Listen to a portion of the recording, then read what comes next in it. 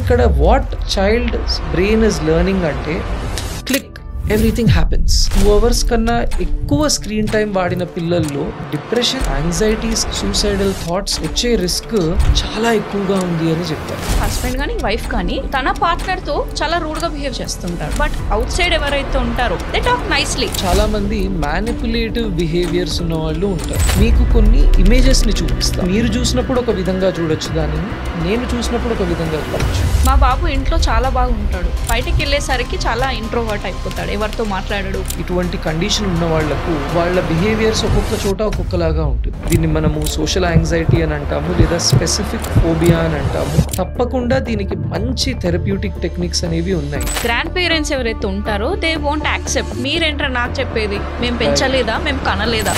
Many individuals believe is నాకున్న experience సరిపోతుంది అని. చాలా సార్లు మన ఇంట్లో పిల్లలు ఉన్నప్పుడు తొందరగా లేపడం, లేట్ అయిపోతుంది, స్కూల్ తొందరగా వెళ్ళాలి, గేట్ క్లోజ్ అయిపోతాం. మనము టైంకి పిల్లవాడిని స్కూల్కి తీసుకెళ్లాలని అనుకుంటున్నాం, కానీ ఆ ప్రయత్నంలో మనం పిల్లవాడి మెదడు లోపల ఒక రకమైన భయాన్ని క్రియేట్ చేస్తున్నామని మనం తెలుసుకోలేకపోతాం. చిన్నప్పటి నుంచి స్క్రీన్ టైం కానీ అన్హెల్దీ ఫుడ్ కానీ పేరెంట్స్ ఇంట్రడ్యూస్ చేస్తారు. ఊరికే అల్లరి చేస్తున్నాడు అని చెప్పి ఫోన్ ఇచ్చేసి పక్కన కూర్చోబెడతారు. ఒక చైల్డ్కి మనము గ్యాజెట్ కానీ ఎలక్ట్రానిక్ మీడియా యొక్క ఎక్స్పోజర్ కానీ ఇచ్చే వరకు బ్రెయిన్లోని కొన్ని ఇంపార్టెంట్ బ్రెయిన్ ఏరియాస్ పెరగడము లేదు. యూట్యూబ్లో ఒక వీడియో చూస్తూ నాకు ఏదైనా యాడ్ వస్తే స్కిప్ యాడ్ నొక్కితే యాడ్ వెళ్ళిపోతుంది. ఒక 10 years 15 years తర్వాత వచ్చే మానసిక అనారోగ్యం ఇవాళ మన చేతిలో ఉంది. హ్యాబిట్ ఏదైతే ఉందో రీల్స్ చేయడము, పెద్దవాళ్ళు చేయడమే కాకుండా పిల్లల్ని ఇన్వాల్వ్ చేస్తున్నాం. ఒక రెస్టారెంట్ లో టేబుల్ పైన నిల్చోబెట్టి ఆజికి రాజు ఆ సాంగ్ చేస్తుంటే అందరు చుట్టుపక్కల అందరు క్లాప్స్ కొడుతున్నారు. గుర్తింపు పొందడానికి ఏది చేసినా పర్వాలేదు, that is very wrong. 7 years కూడా ఉంటారు, స్టిల్ దే ఆర్ బెడ్. మనము మన చైల్డ్ ఏ విధంగా ఉండాలి అని అనుకుంటున్నాము అది కమ్స్ ఫ్రమ్ హోమ్. నేను లక్షల రూపాయలు ఫీజు కడుతున్నాను కనుక ఇది స్కూల్ నేర్పించవలసింది. School is for more of academics, it does not teach life skills. Girls చాలా మంది ఎర్లీ ప్యూబర్టీ వస్తుంది. ప్రతి బాడీ పార్ట్ ని ఆ పార్ట్ పేరుతో నేర్పిస్తాము, but when it comes to the private organ we don't say the names. పిల్లలు ఎక్కడి నుంచి పుడతారంటే భగవంతుడు పంపించాడు. చాలా మంది బ్రేకప్స్ అయినప్పుడు లేకపోతే డైవోర్సెస్ అయినప్పుడు ఏదైనా చిన్న గొడవ అయినప్పుడు చాలా ప్రేమించిన పర్సన్ చాలా హర్ట్ అవుతాడు. ఈ బ్రేకప్ అవగానే వెంటనే నేను ఎందుకు పనికిరాను, ఐఎమ్ వర్త్లెస్, నా లైఫ్ ఎప్పుడు ఇంతే. సో బ్రెయిన్ ని అక్కడి నుంచి మళ్ళీ ఇటువైపు తీసుకురావాలి అని అంటే కొన్ని సెట్ ఆఫ్ యాక్టివిటీస్ హెల్ప్ చేస్తాయి. The next pandemic is going to be a mental health pandemic.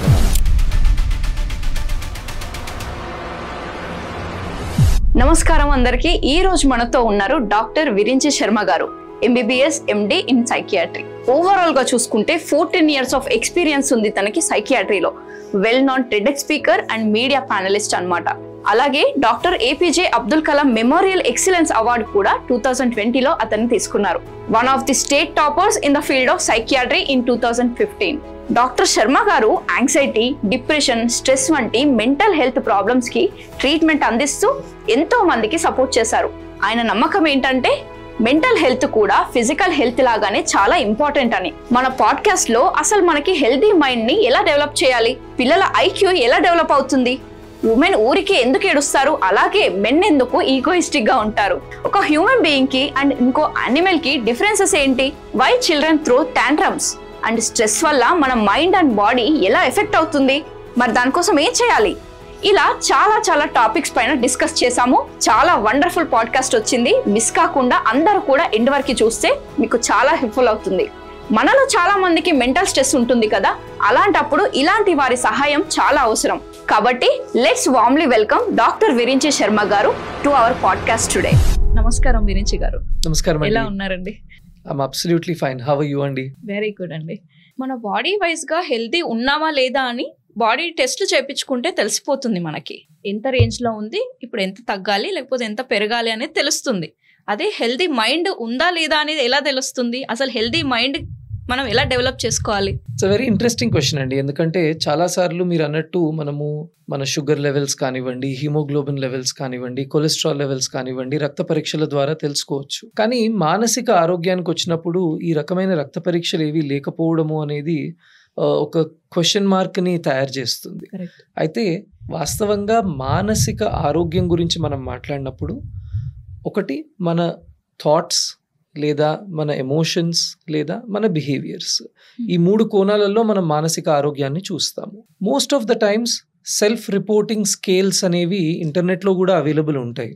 ఈ స్కేల్స్ ఏంటంటే చాలామంది దుఃఖంలో ఉన్నప్పుడు కానీ, బాగా ఆందోళనలో ఉన్నప్పుడు కానివ్వండి, నాకు యాంగ్జైటీ ఉందా, నాకు డిప్రెషన్ ఉందా అని తెలుసుకోవడానికి వాళ్ళు వెళ్ళి క్వశ్చన్ ఆన్సర్స్ అనేవి ఉంటాయి. మనం ఇచ్చే జవాబు బట్టి ఒక స్కోర్ రావడము, ఆ స్కోర్ బట్టి మనకు వ్యాధి ఉందా లేదా మనము ఒక రిస్క్ జోన్లో ఉన్నామా అనేది ఆ స్కోర్స్ ద్వారా చాలామంది తెలుసుకుంటూ ఉంటారు. కానీ I think the best way of seeing mental health లేదా మోర్ యాక్యురేట్గా మన మానసిక ఆరోగ్యాన్ని తెలుసుకోవాలి అని అనుకున్నప్పుడు ఒక సైకాట్రిస్ట్ కానివ్వండి, ఒక సైకాలజిస్ట్ కానివ్వండి, వీళ్ళ హెల్ప్ తీసుకోవడం అవసరము. ఒక డీటెయిల్డ్ హిస్టరీతో పాటు మెంటల్ స్టేటస్ ఎగ్జామినేషన్ అనే ఒక టెస్టింగ్ చేయడము, ఆ టెస్టింగ్ ద్వారా మన మాట తీరు కానివ్వండి, మన ఆలోచన తీరు కానివ్వండి, కరెంట్లీ మన ఎమోషన్స్ కానివ్వండి, లేదా మన ఎమోషనల్ రెగ్యులేషన్, కొన్ని సంఘటనలలో మనము ఏ విధంగా మన ఎమోషన్స్ని ఎక్స్ప్రెస్ చేస్తున్నాము, అందులో హెల్దీ ఎమోషన్స్ ఏవున్నాయి, నాన్ హెల్దీ ఎమోషన్స్ ఏవున్నాయి, అలానే కొన్ని అనుకోని సంఘటనలు వచ్చినప్పుడు మన ఆలోచన తీరు ఏ విధంగా మారుతోంది, అది అన్హెల్దీ థాట్స్గా ఉన్నాయా, హెల్దీ థాట్స్గా ఉన్నాయా, ఇవన్నీ కూడా healthy thoughts and unhealthy thoughts. Right. కొంచెం ఇప్పుడు డిఫరెన్షియేట్ చేస్తారు. Let us take an example అండి. ఇప్పుడు ఫర్ ఎగ్జాంపుల్ నేను నా స్నేహితుడికి ఫోన్ చేశాను, నా స్నేహితుడు ఫోన్ ఆన్సర్ చేయలేదు. నేను మళ్ళీ కొంతసేపు తర్వాత కాల్ చేశాను, అప్పుడు కూడా తను ఆన్సర్ చేయలేదు. నేను వాట్సాప్లో తనకు మెసేజ్ పెడదామని వెళ్ళాను, వాట్సాప్లో వెళ్ళే వరకు తను ఆన్లైన్ కనిపించాడు. ఇటువంటి ఒక సంఘటనలో నా ఫస్ట్ థాట్ తను నా కాల్ కావాలనే ఇగ్నోర్ చేస్తున్నాడు అని రావచ్చు. అయితే ఇటువంటి ఒక నెగిటివ్ థాట్ ఏదైతే వస్తుందో that is an unhealthy thought. ఎందుకంటే నాకు వాస్తవంగా అక్కడ ఎవిడెన్స్ నా దగ్గర ఏమీ లేదు. చాలాసార్లు ఏమవుతుందంటే ఇటువంటి సంఘటనల్లో నా బ్రెయిన్ నాకు వచ్చిన ఈ అన్హెల్దీ థాట్ని ఇంకా స్ట్రాంగ్ చేయడానికి ఒక పాత మెమొరీని గుర్తు చేస్తుంది. ఏమని గుర్తు చేస్తుంది అని అంటే, లాస్ట్ టైము వాడు నువ్వు కలుసున్నప్పుడు ఇంకెవరో కూడా ఇలా కాల్ చేస్తే వాడు సైలెంట్ పెట్టేశాడు, ఇంకెవరో రెండోసారి కూడా కాల్ చేస్తే సైలెంట్ పెట్టి అబ్బా వీడు ఎప్పుడు ఇరిటేట్ చేస్తాడు అని అన్నాడు అని ఒక మెమొరీని గుర్తు చేస్తుంది. ఇప్పుడు ఏమవుతుంది, నా బ్రెయిన్ ఆ మెమొరీని గుర్తు తెచ్చుకుని వీడిప్పుడు నన్ను కూడా అలానే ఇగ్నోర్ చేస్తున్నాడు అంటే నాకు ఒక వాల్యూ లేదు, తను నన్ను టైంపాస్గానే వాడుకుంటున్నాడు, తనకు నా మీద నిజంగా నాకు తన మీద ఉన్నంత అఫెక్షన్ ప్రేమ లేదు, ఇలా ఒక స్పైరల్ ఆఫ్ థాట్స్లోకి వెళ్ళిపోతుంది. కానీ అక్కడ వాస్తవం ఏమిటి అని అంటే, తను తన బాస్ ఇంకా వేరే కొలీగ్స్ తోటి ఒక ఇంపార్టెంట్ మీటింగ్లో ఉన్నాడు, ఆ టైంలో కాల్ ఆన్సర్ చేయలేకపోతున్నాడు. మేబీ తను కూడా అప్పుడు వాట్సాప్లో ఒక ఆన్లైన్ వచ్చింది నాకు మెసేజ్ చేయడానికేనేమో, just to tell me that I'm in the meeting. Yeah. So నాకు తెలియకుండానే నా మెదడు ఎన్నోసార్లు ఒక స్పైరల్ ఆఫ్ థాట్స్ని క్రియేట్ చేయవచ్చు, and most of them can be negative. ఈ రకంగా మనకు ఎన్నోసార్లు ఎన్నో సంఘటనలలో మన బ్రెయిన్ చెప్పే వాయిస్ని మనం నమ్ముతాము, కానీ దానికి ఎవిడెన్స్ అనేది ఉండదు. కరెక్ట్. ఈ రకంగా ఎవిడెన్స్ని వెతుక్కుని మన థాట్స్ని కూడా మనము పాజిటివ్గా మార్చుకోగలగడము అనేది is what we do in the treatments. Coming back to how to diagnose, how to understand అంటే there are some international rating scales అండి. సో ఈ రేటింగ్ స్కేల్స్లో ఏంటి అని అంటే, ఇప్పుడు ఉదాహరణకు నిద్ర అనుకోండి, నిద్ర రావడం లేదు can be a small statement, కానీ నిద్ర పడుకున్న వెంటనే రావడం లేదా పడుకున్న వెంటనే వస్తోంది కానీ మధ్య మధ్యలో మెలకు వస్తుందా, లేదా పడుకుంటే నిద్ర వస్తోంది మంచిగా నిద్రపోగలుగుతున్నాను కానీ పీడకలలు వచ్చే వరకు నేను క్వాలిటీ నిద్ర లేకపోవడమా, ఈ విధంగా డీటెయిల్డ్గా ప్రతి సిమ్టమ్ని కూడా అనలైజ్ చేసి దాన్ని బట్టి ఈ స్లీప్ ప్రాబ్లం ఇంత తీవ్రంగా ఉంది, ఈ స్లీప్ ప్రాబ్లం ఒక డయాగ్నోసిస్కి ఫిట్ అయ్యే విధంగా ఉంది. ఎందుకంటే ప్రతి దుఃఖము డిప్రెషన్ అవ్వక్కర్లేదు, ప్రతి భయము యాంగ్జైటీ అవ్వక్కర్లేదు. అయితే అది డిసార్డర్ లెవెల్లో ఉందా లేదా it is only a small ఫేజా, ఇవన్నీ కూడా ఒక సైకలాజికల్ అసెస్మెంట్లో కానివ్వండి, ఒక సైకాట్రిక్ అసెస్మెంట్లో కానివ్వండి తెలుసుకోవచ్చు. చాలాసార్లు అందరూ అనుకునేది ఏమిటి అని అంటే, నేను బాగానే ఉన్నాను అని. కరెక్ట్. ప్రాబ్లం అక్కడే వస్తుంది, నాకేమైంది అని. ఒక సైకియాట్రిస్ట్ దగ్గరికి వెళ్తున్నామంటే మనకేదో అయిపోయింది అనే థాట్లో ఉంటారు చాలా మంది, నాకు అవసరం లేదా అంటారు. కరెక్ట్. మీరు అన్నట్టు ఒకటి నాకు అవసరం ఏముంది అని. రెండోది, నేను ప్రస్తుతము ఏ డిఫికల్టీ కూడా ఫేస్ అవ్వడం లేదు కదా అని కూడా ఒక ఆలోచన ఉంటుంది. అయితే జస్ట్ లైక్ ఫిజికల్ హెల్త్ ఇష్యూస్లో ఎన్నోసార్లు మనం ఒకసారి వెళ్ళి రక్త పరీక్ష చేయించుకున్న తర్వాత మనకు తెలుస్తుంది, అరే నాకు హై కొలెస్ట్రాల్ వచ్చింది, నాది రక్తం తక్కువ వచ్చింది, లేదా షుగర్స్ ఇప్పుడిప్పుడే ప్రీ డయాబెటిక్ స్టేజ్లో ఉన్నాను. ఇవన్నీ ఏ విధంగా అయితే యాక్సిడెంటల్గా మనం తెలుసుకుంటామో, అది తెలుసుకున్నాము అని అంటే దానికి కారణం మనం వెళ్ళి టెస్ట్ చేయించుకున్నాము. అదే విధంగా ఎన్నోసార్లు మనం ఒక సైకాట్రిస్ట్ని కానీ సైకాలజిస్ట్ని కానీ కలిసినప్పుడు మన మానసిక ఆరోగ్యం గురించి ఎన్నో కొత్త విషయాలు తెలుసుకుంటాము. ఒక పర్సనాలిటీ అసెస్మెంట్ చేసుకున్నప్పుడు మనము ఉన్న చోట నుండి ఇంకా ఎందుకు ప్రోగ్రెస్ అవ్వలేకపోతున్నాము అనే విషయాలు మన స్వభావము, మన తత్వము, మన పర్సనాలిటీలో ఎన్నో ఉంటాయి. ఆ విధంగా ఒక సైకాట్రిస్ట్, సైకాలజిస్ట్ చాలా విషయాలు మన మానసిక ఆరోగ్యం గురించి మనకు చెప్పగలరండి. వండర్ఫుల్ అండి. ఇప్పుడు మీ ఇందాక అన్నట్టు గుడ్ థాట్స్, బ్యాడ్ థాట్స్ అని, ఇవి చాలా వరకు హస్బెండ్ అండ్ వైఫ్ మధ్యలో, లేకపోతే ఏదైనా రిలేషన్లో ఉన్నప్పుడు, ఫ్రెండ్స్ మధ్యలో కూడా ఇలాంటివి చూస్తూ ఉంటాం. మేబీ అందుకోసమేనేమో బ్యాడ్ థాట్స్ ఎక్కువ అవ్వడం వల్ల బ్రేకప్స్ అవ్వడం, డివోర్సెస్ అవ్వడం ఇవన్నీ జరుగుతున్నాయి. ఇప్పుడు లేట్ అవుతుందని వైఫ్ కాల్ చేస్తూ ఉంటుంది, హస్బెండ్ లిఫ్ట్ చేయడు. మేబీ తను వర్క్లో ఉండొచ్చు, ఫ్రెండ్స్తో ఉండొచ్చు, ఎక్కడ ఉండొచ్చు. కరెక్ట్. వైఫ్కి అది no evidence. Same bad thoughts మీరు అన్నట్టే వస్తాయి. ఎవరితో ఉన్నారో, లేకపోతే ఫ్రెండ్స్తో తాగుతున్నాడేమో, ఈవెన్ వర్క్లో ఉన్నా అక్కడ నిజానికి వైఫ్స్ అందరూ ఇలా ఆలోచిస్తారు బికాస్ ఆఫ్ బ్యాడ్ ఇన్సిడెంట్స్ అనుకోవచ్చు, బ్యాడ్ ఎక్స్పీరియన్స్, పాస్ట్ ఎక్స్పీరియన్సెస్ అనుకోవచ్చు. సో అవి మరి గుడ్గా మార్చుకోవడానికి ఏం చేయాలి వాళ్ళు? వాస్తవంగా అండి, ఇందాక మనం డిస్కస్ చేసినట్టు మానసిక ఆరోగ్యము బాగానే ఉంది అని అనుకున్నప్పటికీ ఇటువంటి ఎన్నో ఎక్స్పీరియన్సెస్ కానివ్వండి, లేదా ఎన్నో సిచ్యువేషన్స్ని మనం చూడడము, ఎదుర్కోవడము, కొన్నిసార్లు ఇటువంటివి మనము టీవీ సీరియల్స్లో కానీ మూవీస్లో కానీ కూడా చూసి మనము నేర్చుకోవడము అన్నది చేస్తాము. సో ఒకటి, ఈ ఎమోషన్స్ లేదా ఈ థాట్స్ ఏవైతే వస్తున్నాయో వాటిని ప్రాసెస్ చేసుకోవడం అన్నది నేర్చుకోవాలి. ప్రాసెస్ చేయడము అని అంటే మొదట వాటిని గుర్తించడము. అరే నాకు ఇటువంటి థాట్ వస్తోంది, నా దగ్గర ఎవిడెన్స్ ఏది లేదు, నేను ఎందుకు ఈ విధంగా ఆలోచిస్తున్నాను అన్నది ఒకటి గుర్తించుకోవడం అన్నది మోస్ట్ ఇంపార్టెంట్. ఎందుకంటే చాలాసార్లు మనం ఒక డినయల్లో ఉంటాము, నేనంతా బాగానే ఉన్నాను అనే ఒక డినయల్లో ఉంటాము. ఒకటి గుర్తించడము, రెండోది ఇలా రావడానికి కారణం ఏమిటి అన్నది ప్రశ్నించడము. ఒకవేళ మనలో కానీ లేదా మన పార్ట్నర్లో కానీ మనకు నచ్చని విషయాలు ఏవైనా కారణాలుగా వస్తే వాటిని మనం అక్నాలెడ్జ్ చేసి డిస్కస్ చేయడం అన్నది కూడా అవసరము.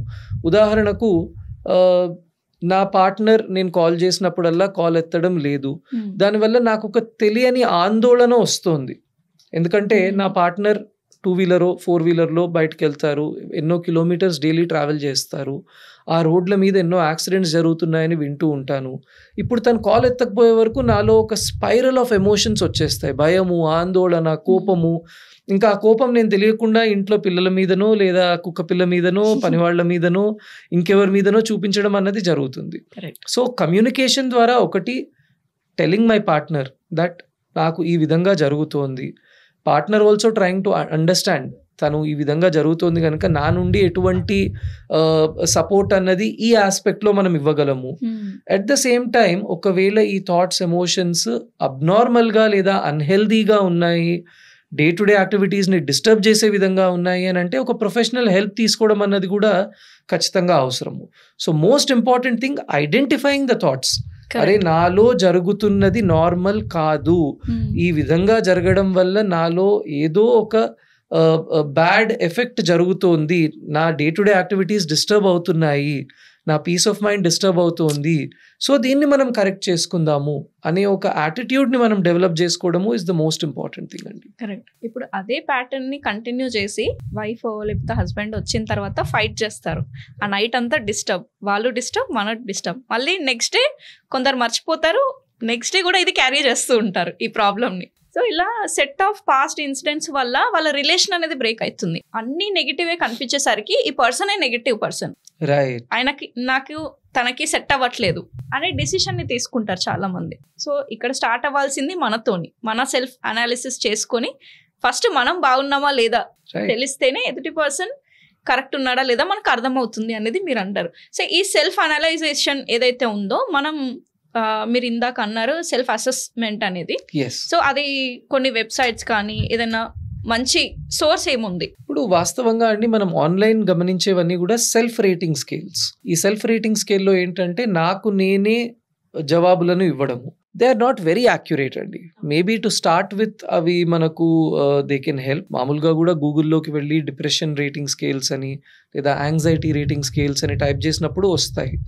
కానీ వేటికైతే ఎక్కువ విలువ ఉందో, ఎక్కువ అక్యురసీ ఉందో, స్టాటిస్టికల్గా వాటి యొక్క రిజల్ట్స్ ప్రపంచవ్యాప్తంగా కూడా యాక్సెప్టబుల్ అని ఉన్నాయో వాటిని యూజువలీ ఒక సైకాలజిస్ట్ అన్నది అప్లై చేస్తారు. సో ఒక అసెస్మెంట్కి మనం వెళ్ళినప్పుడు ఈ రకమైన స్కేల్స్, ఎందుకంటే ఇందులో ఏముంటుంది అని అంటే ఉదాహరణకు ఒక ప్రశ్న, మీ మనస్సు ఎలా ఉంది అని అడిగే ప్రశ్నని నేను అడిగినప్పుడు వారిచ్చే జవాబులో వారి ముఖములో ఉండే ఎక్స్ప్రెషన్స్ని కూడా we will take it as consideration. So దాన్ని మనము ఫేషియల్ ఎఫెక్ట్ అంటాము. అంటే ఒక బాధకరమైన విషయం చెప్తున్నప్పుడు వారి ముఖంలో వస్తున్న ఆ బాధ కానివ్వండి, ఒక సంతోషకరమైన విషయం చెప్తున్నప్పుడు వారి ఫేషియల్ ఎక్స్ప్రెషన్స్ ఏ విధంగా మారుతున్నాయి, వారి చాయిస్ ఆఫ్ వర్డ్స్ ఆ టైంలో ఏ విధంగా ఉన్నాయి, ఇవన్నీ కూడా ప్లే అన్ ఇంపార్టెంట్ రోల్.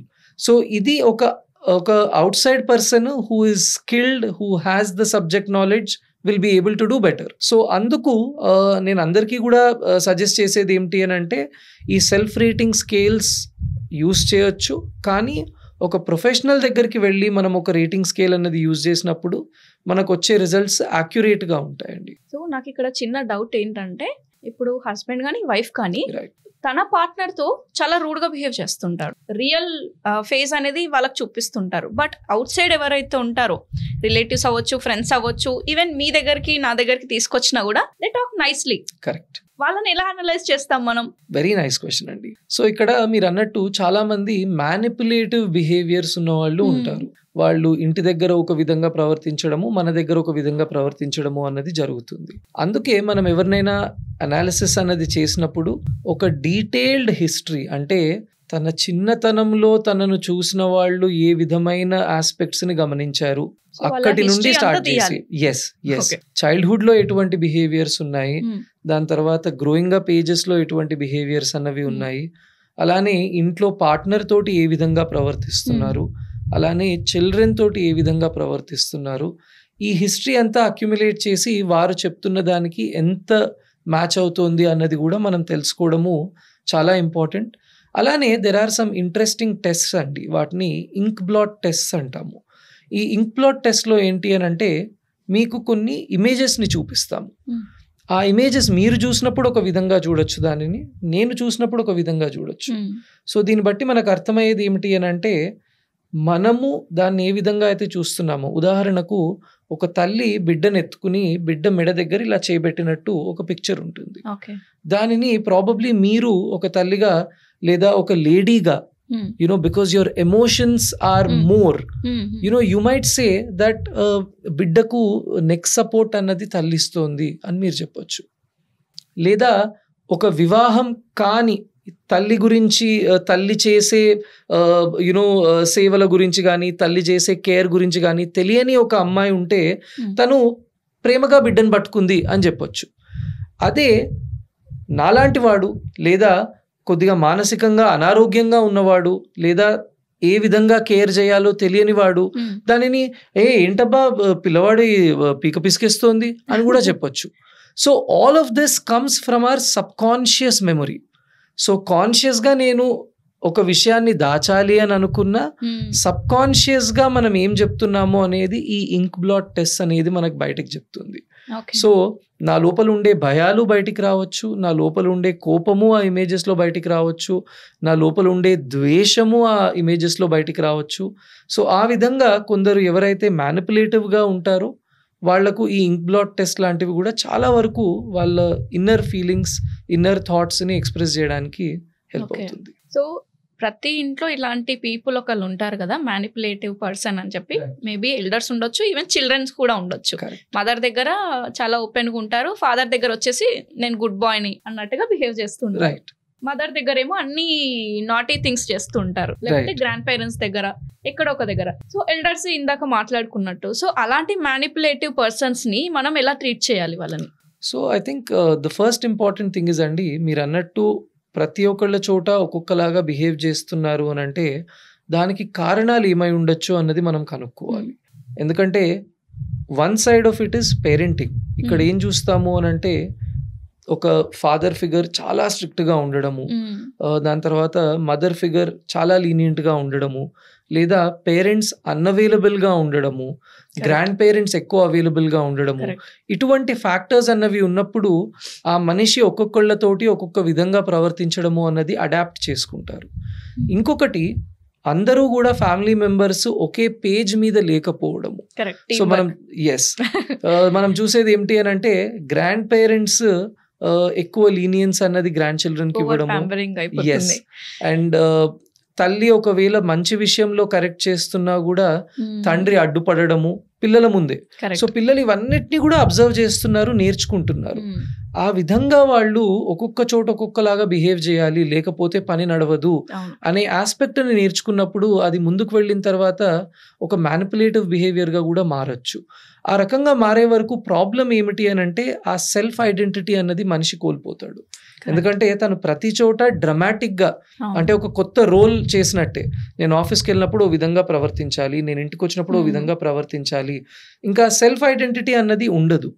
అలా లేకపోయే వరకు ఎక్కడో అక్కడ ఒక ఎదురు దెబ్బ తగలడము, ఒక మానసిక అనారోగ్యం అన్నది డెవలప్ అవ్వడము, ఒక రిస్క్ ఆఫ్ డిప్రెషన్ కానీ, రిస్క్ ఆఫ్ సూసైడ్స్ కానీ, రిస్క్ ఆఫ్ యాంగ్జైటీ కానీ తీవ్రంగా పెరగడము అన్నది వీళ్ళలో మనం చూస్తాము. సో అన్డౌటెడ్లీ ఇటువంటి బిహేవియర్ మనం ఒకళ్ళలో గమనిస్తున్నాము అని అంటే ఒక పర్సనాలిటీ అసెస్మెంట్ చేయించడము, ఏదైనా మానసిక అనారోగ్యాలు ఉన్నాయా లేదా అనేది చూడడము, దాని తర్వాత మెడిసిన్స్ ద్వారా కానివ్వండి, లేదా బిహేవియరల్ మోడిఫికేషన్ థెరపీస్ అంటాము.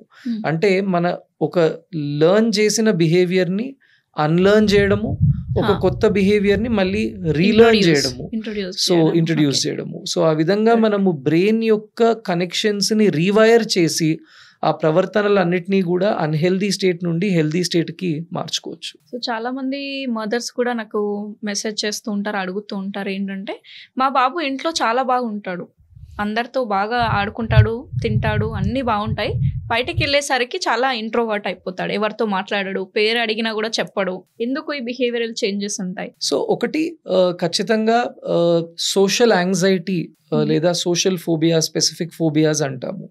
ఇటువంటి సిచ్యువేషన్స్లో ఏం జరుగుతుంది అని అంటే, ఇటువంటి కండిషన్ ఉన్న వాళ్లకు వాళ్ళ బిహేవియర్స్ ఒక్కొక్క చోట ఒక్కొక్కలాగా ఉంటుంది. ఇది మనం పిల్లల్లోనే కాదు పెద్దవాళ్లలో కూడా చాలాసార్లు చూస్తాము.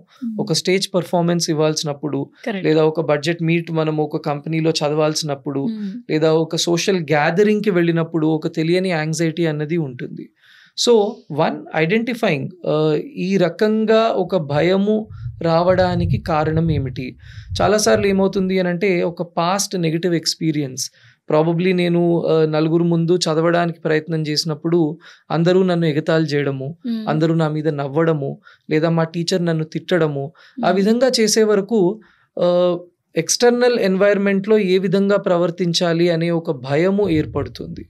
సో వాళ్ళు ఏం చేస్తారు అని అంటే, ఒక సేఫ్టీ నెట్ అన్నది చూసుకుంటారు. ఈ నలుగురితోనే నేను ఈ విధంగా ప్రవర్తించవచ్చు, బయట వాళ్ళ ముందు ప్రవర్తిస్తే ఏదైనా జరుగుతుందేమో అనే ఒక ఫియర్ ఇన్స్టిల్ అవుతుంది. సో ఇది స్టూడెంట్స్లో కానివ్వండి, యంగ్ చిల్డ్రన్లో కానివ్వండి, కామన్గా మనం చూసే కండిషన్. దీన్ని మనము సోషల్ యాంగ్జైటీ అని అంటాము, లేదా స్పెసిఫిక్ ఫోబియా అని అంటాము. తప్పకుండా దీనికి మంచి థెరప్యూటిక్ టెక్నిక్స్ అనేవి ఉన్నాయి. సో ఇక్కడ ఏంటి అని అంటే, మొదట యాంగ్జైటీ లెవెల్స్ని ఏ విధంగా వాళ్ళు బ్యాలెన్స్ చేసుకోవాలో నేర్పించడము, అది నేర్చుకున్న తర్వాత గ్రాడ్యువల్గా ఎక్స్పోజ్ చేయడము. అంటే నాకు నలుగురిని కలవడం భయం ఉన్నప్పుడు మొదట నా తోటి వయసు వాళ్ళని కల్పించడము, రెగ్యులర్గా అది నాకు అలవాటు అయిన తర్వాత నాకన్నా కొద్దిగా వయసులో పెద్దవాళ్లతోటి కల్పించడము, అది కూడా నాకు అలవాటు అయిన తర్వాత గ్రాడ్యువలీ ఒక స్మాల్ గ్యాదరింగ్కి తీసుకెళ్లడము, దాని తర్వాత గ్యాదరింగ్ సైజ్ పెంచుకుంటూ వెళ్ళడము, దాన్ని గ్రాడ్యువల్గా హైరార్కియల్గా మనం బ్రెయిన్కి ఇంట్రడ్యూస్ చేస్తూ, ఆన్ ది అదర్ హ్యాండ్ ఈ యాంగ్జైటీ థ్రెష్హోల్డ్ని పెంచుకునే టెక్నిక్స్ని నేర్పించడము అనేది మనం చేస్తాము. వండర్ఫుల్ అండి, ఎందుకంటే ఇది చాలా పేరెంట్స్కి ఇది యూస్ఫుల్ అవుతుంది. రైట్. ఈ మధ్య కాలంలో స్క్రీన్స్ కి చాలా అడిక్ట్ అయిపోయి సోషల్ ఇంటరాక్షన్స్ అనేటివి లేవు మనకి. మొబైల్స్ ఎవరి పర్సనల్ మొబైల్స్ వాళ్ళకి అయిపోయాయి, ఐప్యాడ్స్ అని. చాలా డిస్ట్రాక్షన్స్, మనకు రిసోర్సెస్ ఎక్కువ అయిపోయాయి ఈ రోజు. ఎందుకంటే ఈ రూమ్ లో మనం ఉండి పక్క రూమ్ లో పిల్లలు ఉంటే ఫోన్లు చేసుకుని రా బయటకి తిందాము అని కాల్స్ చేసుకుంటున్నారు ఈ మధ్య. సో ఇంట్లో కూడా అలాంటి ఎన్విరాన్మెంట్ ఉన్నప్పుడు బయటకు వెళ్ళి వాళ్ళు ఎలా పర్ఫామ్ చేస్తారు? ఆబ్వియస్లీ ఇంట్రోవర్ట్ గానే ఉండిపోతారు. సో ఒక ఇంటర్వ్యూకి వెళ్ళాలి అని అన్నా తనకి ఎంత సబ్జెక్ట్ నాలెడ్జ్ ఉన్నా చెప్పడానికి రాదు వాళ్ళకి. ఇంట్లో నుంచే స్టార్ట్ అవుతుందని నేను కూడా అంటాను. బికాస్ మీరు అలా రేస్ చేశారు, మాట్లాడనివ్వట్లేదు. కొంతమంది పేరెంట్స్ ఎలా ఉంటారంటే ఎక్కువ మాట్లాడుతుంటారు కదా చిన్నపిల్లలు చిన్నప్పుడు. సో వాళ్ళని ఎంతసేపు మాట్లాడతావు, నువ్వు ఆగు, లేకపోతే వాళ్ళని కంట్రోల్ చేయడం, వాళ్ళ మాటల్ని. చాలా స్వీట్ గా మాట్లాడుతుంటారు కదా పిల్లలు. నెగిటివ్ గా మాట్లాడినా నవ్వడం, మనం నెగిటివ్ బిహేవియర్ కి కూడా పెద్దవాళ్ళలాగా బిహేవ్ చేస్తున్నా కూడా ఏంట్రా అని అక్కడనే కరెక్ట్ చేయకుండా కొంతమంది పేరెంట్స్ కరెక్ట్గా ఉన్నా ఇంట్లో ఎవరో ఒక పర్సన్ బ్యాడ్ బిహేవియర్ కి నవ్వుతే అదే కరెక్ట్ అనుకుంటాడు వాడు. సో అలా బ్యాడ్ బిహేవియర్ అన్నోయింగ్లీ ఇన్స్టాల్ చేస్తున్నామని నాకు అనిపిస్తుంది. మీరేమంటారు? అన్డౌటెడ్లీ అండి, మీరు చెప్పిన 2 విషయాలు ఇక్కడ. ఒకటి, చైల్డ్ మాట్లాడుతున్నప్పుడు ఆపివేయడము అన్నది ఒక ఎక్స్ట్రీమ్ అయితే, చైల్డ్ తప్పు చేస్తున్నప్పటికీ నవ్వడము, ఎంకరేజ్ చేయడము, అంటే ఇండైరెక్ట్ గా ఎంకరేజ్ చేస్తున్నట్టు. అంటే ఎల్డర్స్ కి అది ఫన్ అనిపిస్తుంది. అరే ఇంత చిన్న పిల్లవాడు పెద్ద పెద్ద మాటలు మాట్లాడుతుంటే ఎంత బాగుంది అని అనుకుంటారు. Correct. So undoubtedly this is a bad thing అండి. ఎందుకంటే ఒకటి, మనము పిల్లల్ని ఆపినప్పుడు చాలాసార్లు వాళ్ళు చెప్పే విషయాలను మనం కాన్షియస్గా వినకపోయినా కూడా వాళ్ళు డిసప్పాయింట్ అవుతారు చిన్నపిల్లలు. వాళ్ళు ఏదో వాళ్ళ స్కూల్ గురించి చెప్తున్నప్పుడు నేను ఏదో నా బిజీలో నా వర్క్ చేసుకుంటూ నా ఫోన్ నేను చూసుకుంటూ అక్కడ ఇవ్వవలసిన రెస్పాన్స్ అన్నది ఇవ్వకపోయే వరకు వాళ్ళ బ్రెయిన్కి రావాల్సిన రివార్డ్, పాజిటివ్ రివార్డ్ అనేది తగ్గిపోతుంది. ఆ పాజిటివ్ రివార్డ్ తగ్గిపోయే వరకు మళ్ళీ కూడా అటువంటి యొక్క పేరుని సంపాదించడానికి కానీ లేదా అటువంటి యొక్క కాంప్లిమెంట్ని మళ్ళీ సంపాదించుకోవడానికి వాళ్ళు ప్రయత్నం అన్నది చేయరు. ఎందుకంటే the basic concept is human brain works on the reward purpose అండి. ఇప్పుడు యాజ్ అన్ అడల్ట్ నేను కూడా నెలాఖరికి నాకు నా జీతం వస్తే మళ్ళీ వచ్చే నెల నాకు పని చేయాలని అనిపిస్తుంది, మోటివేషన్ వస్తుంది. అదేవిధంగా చైల్డ్ బ్రెయిన్ కూడా ఆ రకమైన మోటివేషన్ కాన్స్టెంట్ గా వస్తూ ఉండాలి. అండ్ ఆ సేఫ్టీ నెట్, ఆ సెక్యూరిటీ అనేది ఏదైతే అవసరమో అది పేరెంట్స్ నుండి స్టార్ట్ అవ్వాలి. ఎందుకంటే ఒక క్లాస్ రూమ్ లో ఒక టీచర్ కొన్నిసార్లు అందరి మీద ఫోకస్ పెట్టలేకపోవచ్చు, కానీ ఆ ఇండివిజువలైజ్డ్ ఫోకస్ అన్నది మనమే ఇవ్వగలం గనక ఆ రివార్డ్ సిస్టమ్ ని మనం క్రియేట్ చేయాలి. At the same time negative reward సిస్టమ్ని తీసుకురావద్దు. మీరు చెప్పినట్టు వాళ్ళు తప్పు చేస్తున్నా కూడా దాన్ని మనం ఎంకరేజ్ చేసే వరకు వాళ్ళ బ్రెయిన్కి అర్థమయ్యేది ఏమిటి అని అంటే అందరూ చప్పట్లు కొడుతున్నారు అని అంటే దట్స్ అ గుడ్ థింగ్. నేను మళ్ళీ చప్పట్లు కొట్టించుకోవాలి అని అంటే మళ్ళీ ఈ విధంగా ప్రవర్తించాలి. సో అన్డౌటెడ్లీ ఈ బిహేవియర్స్ని మనం రూట్ లెవెల్లోనే కట్ డౌన్ చేయడము. 1, ఇనీషియలీ బ్యాడ్ బిహేవియర్స్ ఉన్నప్పుడు అవాయిడ్ చేయడం, ఏ రెస్పాన్స్ ఇవ్వకపోవడము. దాని తర్వాత ఆ బ్యాడ్ రెస్పాన్స్ అయిపోయిన తర్వాత కొద్దిగా చైల్డ్ కూడా కామ్ డౌన్ అయిన తర్వాత ఈ విధంగా చేయడం వల్ల మనకు వచ్చే డిసడ్వాంటేజెస్ ఏమిటి టు దేర్ ఏజ్ గ్రూప్. మనం ఒక 5 year 6 year వాళ్ళకి చెప్పినప్పుడు మారల్స్ చెప్పక్కర్లేదు. We might just tell them how he will lose out on some good things ఆ విధంగా బిహేవ్ చేయడం వల్ల. సో ఇవన్నీ కూడా మనము గ్రౌండ్ లెవెల్ నుంచి రూట్ లెవెల్ నుంచి కరెక్ట్ చేసుకోకపోతే తర్వాత ఇవి పెద్దగా అయిన తర్వాత కొన్ని సీరియస్ పర్సనాలిటీ ట్రేట్స్గా మారుతాయి. అండ్ ఆ టైంలో పాపం ఆ ఇండివిజువల్ కూడా వాటిని మార్చుకోవాలంటే చాలా కష్టం అవుతుంది. ఎందుకంటే ఒకటే బిహేవియర్ని రిపీటెడ్గా చేసే వరకు బ్రెయిన్ లోపల ఆ బిహేవియర్కి సంబంధించిన కనెక్షన్స్ చాలా స్ట్రాంగ్ అవుతాయి. ఇప్పుడు ఫర్ ఎగ్జాంపుల్ బ్రషింగ్ ఉందనుకోండి, ఇట్స్ అ గుడ్ బిహేవియర్. నాకు రైట్ హ్యాండ్లో బ్రష్ ఇచ్చి చేసుకోమంటే నేను కళ్ళు మూసుకొని చేసుకోవచ్చు. అదే లెఫ్ట్ హ్యాండ్లో ఇస్తే చేయలేను, ఎందుకంటే ఆ బిహేవియర్ నాకు అలవాటు లేదు. సో ఏదైనా కూడా రిపీటెడ్గా చేస్తూ ఉంటే అది స్ట్రాంగ్ బిహేవియర్గా మారుతుంది. బ్యాడ్ బిహేవియర్స్ కూడా స్ట్రాంగ్ బిహేవియర్స్గా మారే ప్రమాదము ఉంటుంది. అండ్ అలా కాకుండా మనం కాపాడుకోగలగాలి. సో మీరు చెప్పినట్టు ఒకవేళ గ్రాండ్ పేరెంట్స్ ఒక బిహేవియర్ని ఎంకరేజ్ చేస్తున్నారు అని అంటే we need to tell them. Mother ఒక బిహేవియర్ని ఎంకరేజ్ చేస్తున్నారు, అది ఒకవేళ తప్పు అయితే the mother has to be told, father has to be told. And మీరు ఇందాక అన్నట్టు I think that team work అన్నది ఇంట్లో లేకపోతే the child's brain is going to be a confusion. Correct. ఎందుకంటే ఇప్పుడు మదర్ ఫాదర్ వాళ్ళ ఎఫర్ట్ పెడతారు regarding to good parenting, but grandparents ఎవరైతే ఉంటారో దే వోంట్ యాక్సెప్ట్. బికాస్ వాళ్ళ చైల్డ్హుడ్ అంతా ఈ డెకేడ్స్ నుంచి అదే ఇన్స్టాలేషన్ అయింది, ఆ ప్రోగ్రామింగ్ అయింది వాళ్ళ మైండ్లో. కాబట్టి ఏదైనా కొత్త థింగ్ చెప్పినా కూడా మీరేంట్రా నాకు చెప్పేది, మేము పెంచలేదా, మేము కనలేదా, ఒక్క డైలాగ్ కొడతారండి ఎవ్రీ మదర్. ఇప్పుడు యంగ్ మదర్స్ ఎవరైతే ఉంటారో నాకు నిజంగా బాధేస్తుంది, అలాంటి గ్రాండ్ పేరెంట్స్ ఉన్న ఇంట్లో వాళ్ళ పిల్లల్ని ఎలా పెంచుతారబ్బా అని. లేదు, ఇట్స్ అన్ఫార్చునేట్లీ వాళ్ళని ఎలా మనం కరెక్ట్ చేస్తాము? It's unfortunately true. ఎందుకంటే మీరు చెప్పినట్టు చాలా సార్లు what many individuals believe is నాకున్న ఎక్స్పీరియన్స్ సరిపోతుంది అని. కానీ మనము తెలుసుకోని విషయాలు ఏమిటి అని అంటే, ఆ రకమైన పేరెంటింగ్ వల్ల ఇవాళ ఎన్నో నెగటివ్ ఇంపాక్ట్స్ మనం మనుషుల్లో చూస్తున్నాము. సో అవి మళ్ళీ జరగకుండా మనం ఏం చర్యలు తీసుకుంటున్నాము అన్నది is the most important thing. At the end of the day we are all human beings, అందరము కూడా మిస్టేక్స్ చేస్తాము. కానీ ఆ మిస్టేక్ నుంచి నేర్చుకోవడము అన్నది is the most important aspect. So జనరేషనల్గా వస్తున్న ఎన్నో బిహేవియర్స్ మనము ఇప్పుడు సింపుల్ థింగ్ అండి, నేను చాలామంది పేరెంట్స్కి చెప్తూ ఉంటాను, చాలాసార్లు మన ఇంట్లో పిల్లలు ఉన్నప్పుడు, స్పెషలీ వాళ్ళు స్కూల్ గోయింగ్ ఏజ్లో ఉన్నప్పుడు, ఆ పిల్లల్ని మనం నిద్ర నుంచి లేపే ఆ ఎఫర్ట్ ఏదైతే ఉంటుందో that itself plays a very important role. Correct. ఒక తల్లికి కానీ తండ్రికి కానీ యాంగ్జైటీనో కోపమో ఉన్నప్పుడు మనము ఆ పిల్లల్ని లేపే విధానము తొందరగా లేపడం, లేట్ అయిపోతుంది, స్కూల్ తొందరగా వెళ్ళాలి, గేట్ క్లోజ్ అయిపోతాం. This is all instilling anxiety in the child. Correct. మనము టైంకి పిల్లవాడిని స్కూల్కి తీసుకెళ్లాలని అనుకుంటున్నాం, కానీ ఆ ప్రయత్నంలో మనం పిల్లవాడి మెదడు లోపల ఒక రకమైన భయాన్ని క్రియేట్ చేస్తున్నామని మనం తెలుసుకోలేకపోతాము. అలానే ఒక తప్పు చేసినప్పుడు మనము హర్షంగా మాట్లాడే ప్రయత్నం కానివ్వండి, we think that is the way to correct things. కానీ అక్కడ మనము కొత్త యాక్టివిటీని నేర్పించట్లేదు, మనం ఒక భయాన్ని ఇన్స్టిల్ చేస్తున్నాము. సో ఈ రకంగా ఎన్నో విషయాలలో మనము తెలియకుండా చేసే పనులు, అప్పటికప్పుడు పని నడుస్తోంది కానీ దాని యొక్క బ్రెయిన్ ఇంపాక్ట్స్ చాలా తీవ్రంగా ఉంటాయి. అండ్ స్పెషలీ ఒక చైల్డ్ బ్రెయిన్లో ప్రొటెక్టివ్ లేయర్ ఇంకా తయారై ఉండదు, అది తయారవ్వడానికి 18 to 21 years పడుతుంది. సో చిన్నప్పుడు వాళ్ళ బ్రెయిన్ మీద పడే ఇంపాక్ట్స్, వాటి యొక్క ఫ్యూచర్ ఇంపాక్ట్ చాలా భయంకరంగా ఉంటుంది. సో ఈ చిన్నప్పుడు ఒక అన్సేఫ్ ఎన్వైర్న్మెంట్లో పెరిగిన పిల్లలు, అన్సేఫ్ అంటే జస్ట్ ఇప్పుడు మనం చెప్తున్న ఈ యాంగర్ కానీ యాంగ్జైటీలో పెరిగిన పిల్లలు తర్వాత పెద్దగా అయిన తర్వాత డిపెండెన్సీ, ఎవరో ఒకటే పర్సన్ మీద డిపెండెన్సీ పెంచుకోవడము, ఆ పర్సన్ టాక్సిక్గా ఉన్నప్పటికీ తనతోనే ఉండాలని అనుకోవడము, లేదా ఆ పర్సన్ మనను నెగిటివ్గా ట్రీట్ చేస్తున్నప్పటికీ ఆ పర్సన్ లేకపోతే నాకు ఇంకే దిక్కు లేదు అనే ఫీలింగ్లో, లేదా పెద్దగా అయిన తర్వాత వీళ్ళు కూడా అగ్రెసివ్గా తయారయ్యి వాళ్ళ స్పౌజ్ మీద అగ్రెషన్ చూపించడము, పిల్లల మీద అగ్రెషన్ చూపించడము, ఇవన్నీ కూడా ఇవాళ మేము ప్రాక్టికల్గా చూస్తున్న ఇష్యూస్. సో ఇవన్నీ కూడా పేరెంటింగ్లోని కానివ్వండి, లేదా ఎక్కడో ఆ గ్రోత్ స్పెక్ట్రంలో జరిగిన అన్ఫార్చునేట్ సిచ్యువేషన్స్ వల్ల వచ్చినవే. ఇవి రాకుండా ఉండాలి అని అంటే parenting has to be learned as a subject by the parents before they teach it to the children.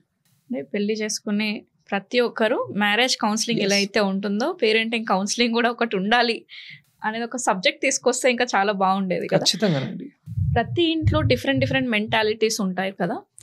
కొందరు పాజిటివ్గా ఆలోచిస్తుంటారు, లేదు వాడు అలాంటి వాడే అని చెప్పేవారు ఒకరు ఉంటారు. సో అలాంటి సిచ్యువేషన్స్లో ఉమెన్ ఒక మిక్స్డ్ ఎమోషన్స్ అయిపోతుంటాయి అన్నమాట. హస్బెండ్కి ఒక బిహేవియర్ ఉంటుంది, అత్తమామకి ఒక బిహేవియర్, పిల్లలకి ఒక బిహేవియర్.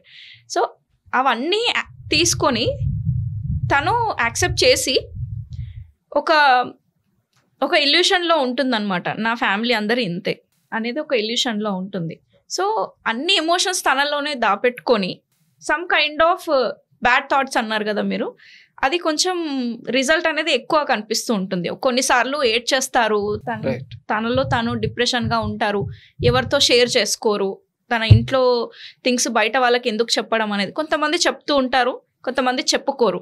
ఎందుకంటే తన ఫ్యామిలీ వాల్యూస్ తను కాపాడుకోవాలనే ఇంటెన్షన్తో, తన వాళ్ళని బ్యాడ్ చేయకూడదు అనే ఇంటెన్షన్స్తో ఉంటారు.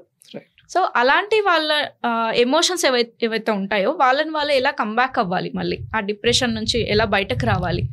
I think ఫస్ట్లీ మీరు అన్నట్టు ఆ విధంగా మనము ఎన్నో ఎమోషన్స్ని మన లోపలనే డంప్ చేసే వరకు చాలా వరకు మానసిక అనారోగ్యాలకు అది దారితీస్తుందండి.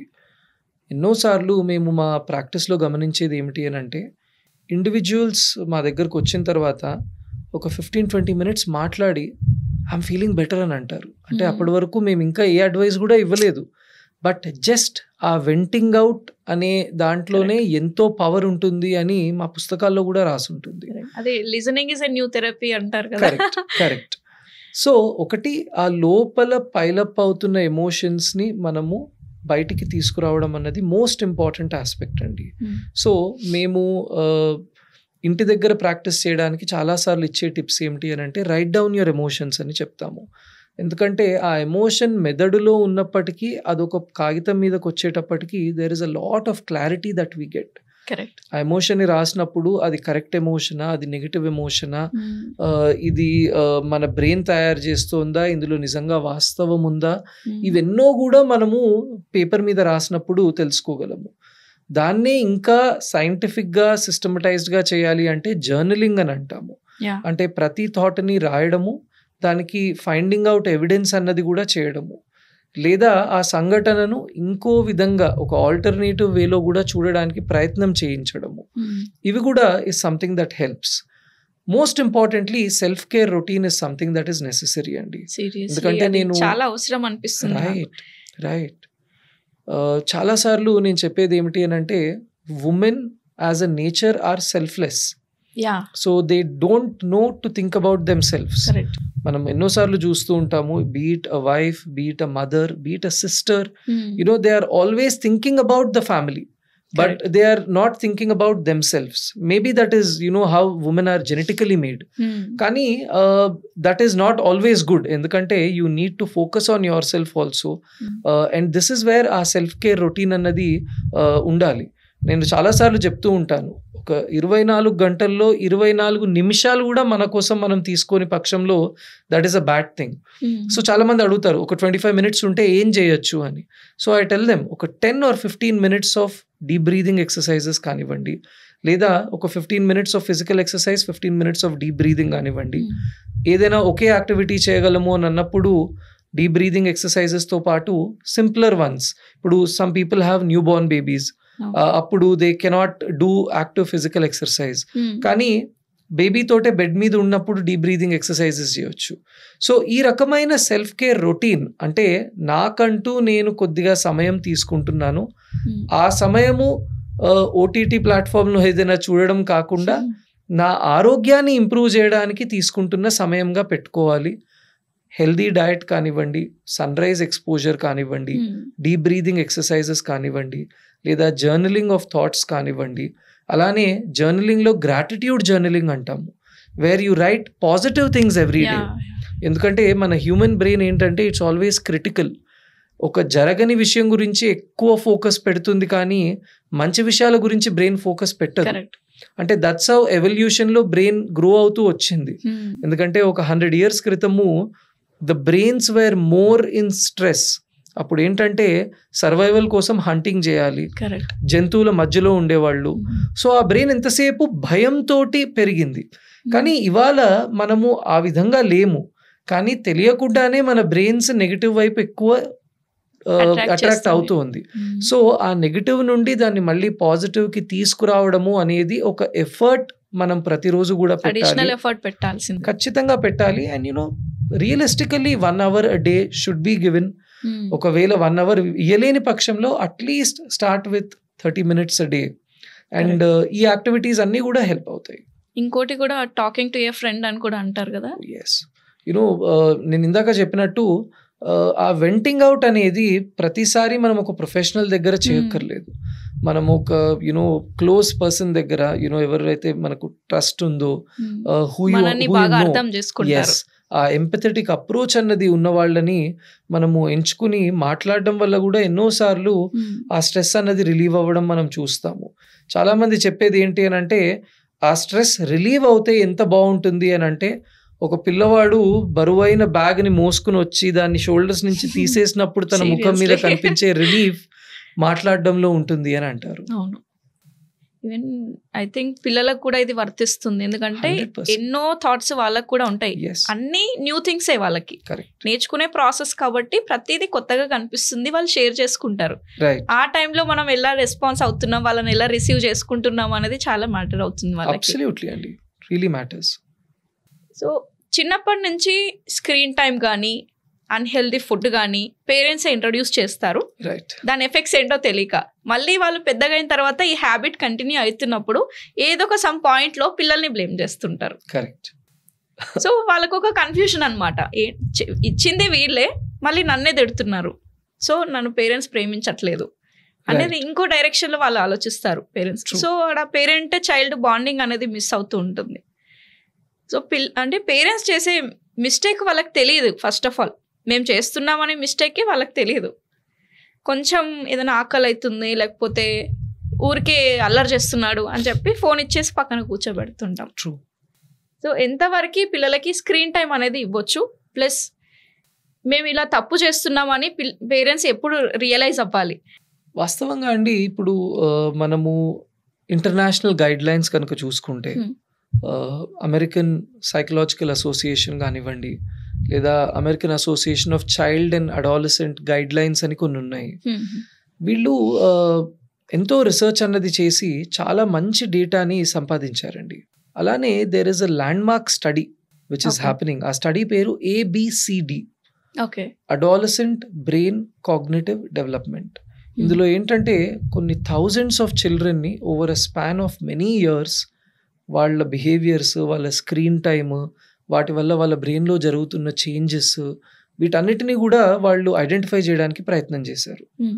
ఆ స్టడీ ఇంకా నడుస్తోంది, కానీ ఇప్పటి వరకు వచ్చిన ఎన్నో డీటెయిల్స్ చాలా భయంకరమైన డీటెయిల్స్ అండి. జరుగుతుందా? ఇది US లో జరుగుతుందండి.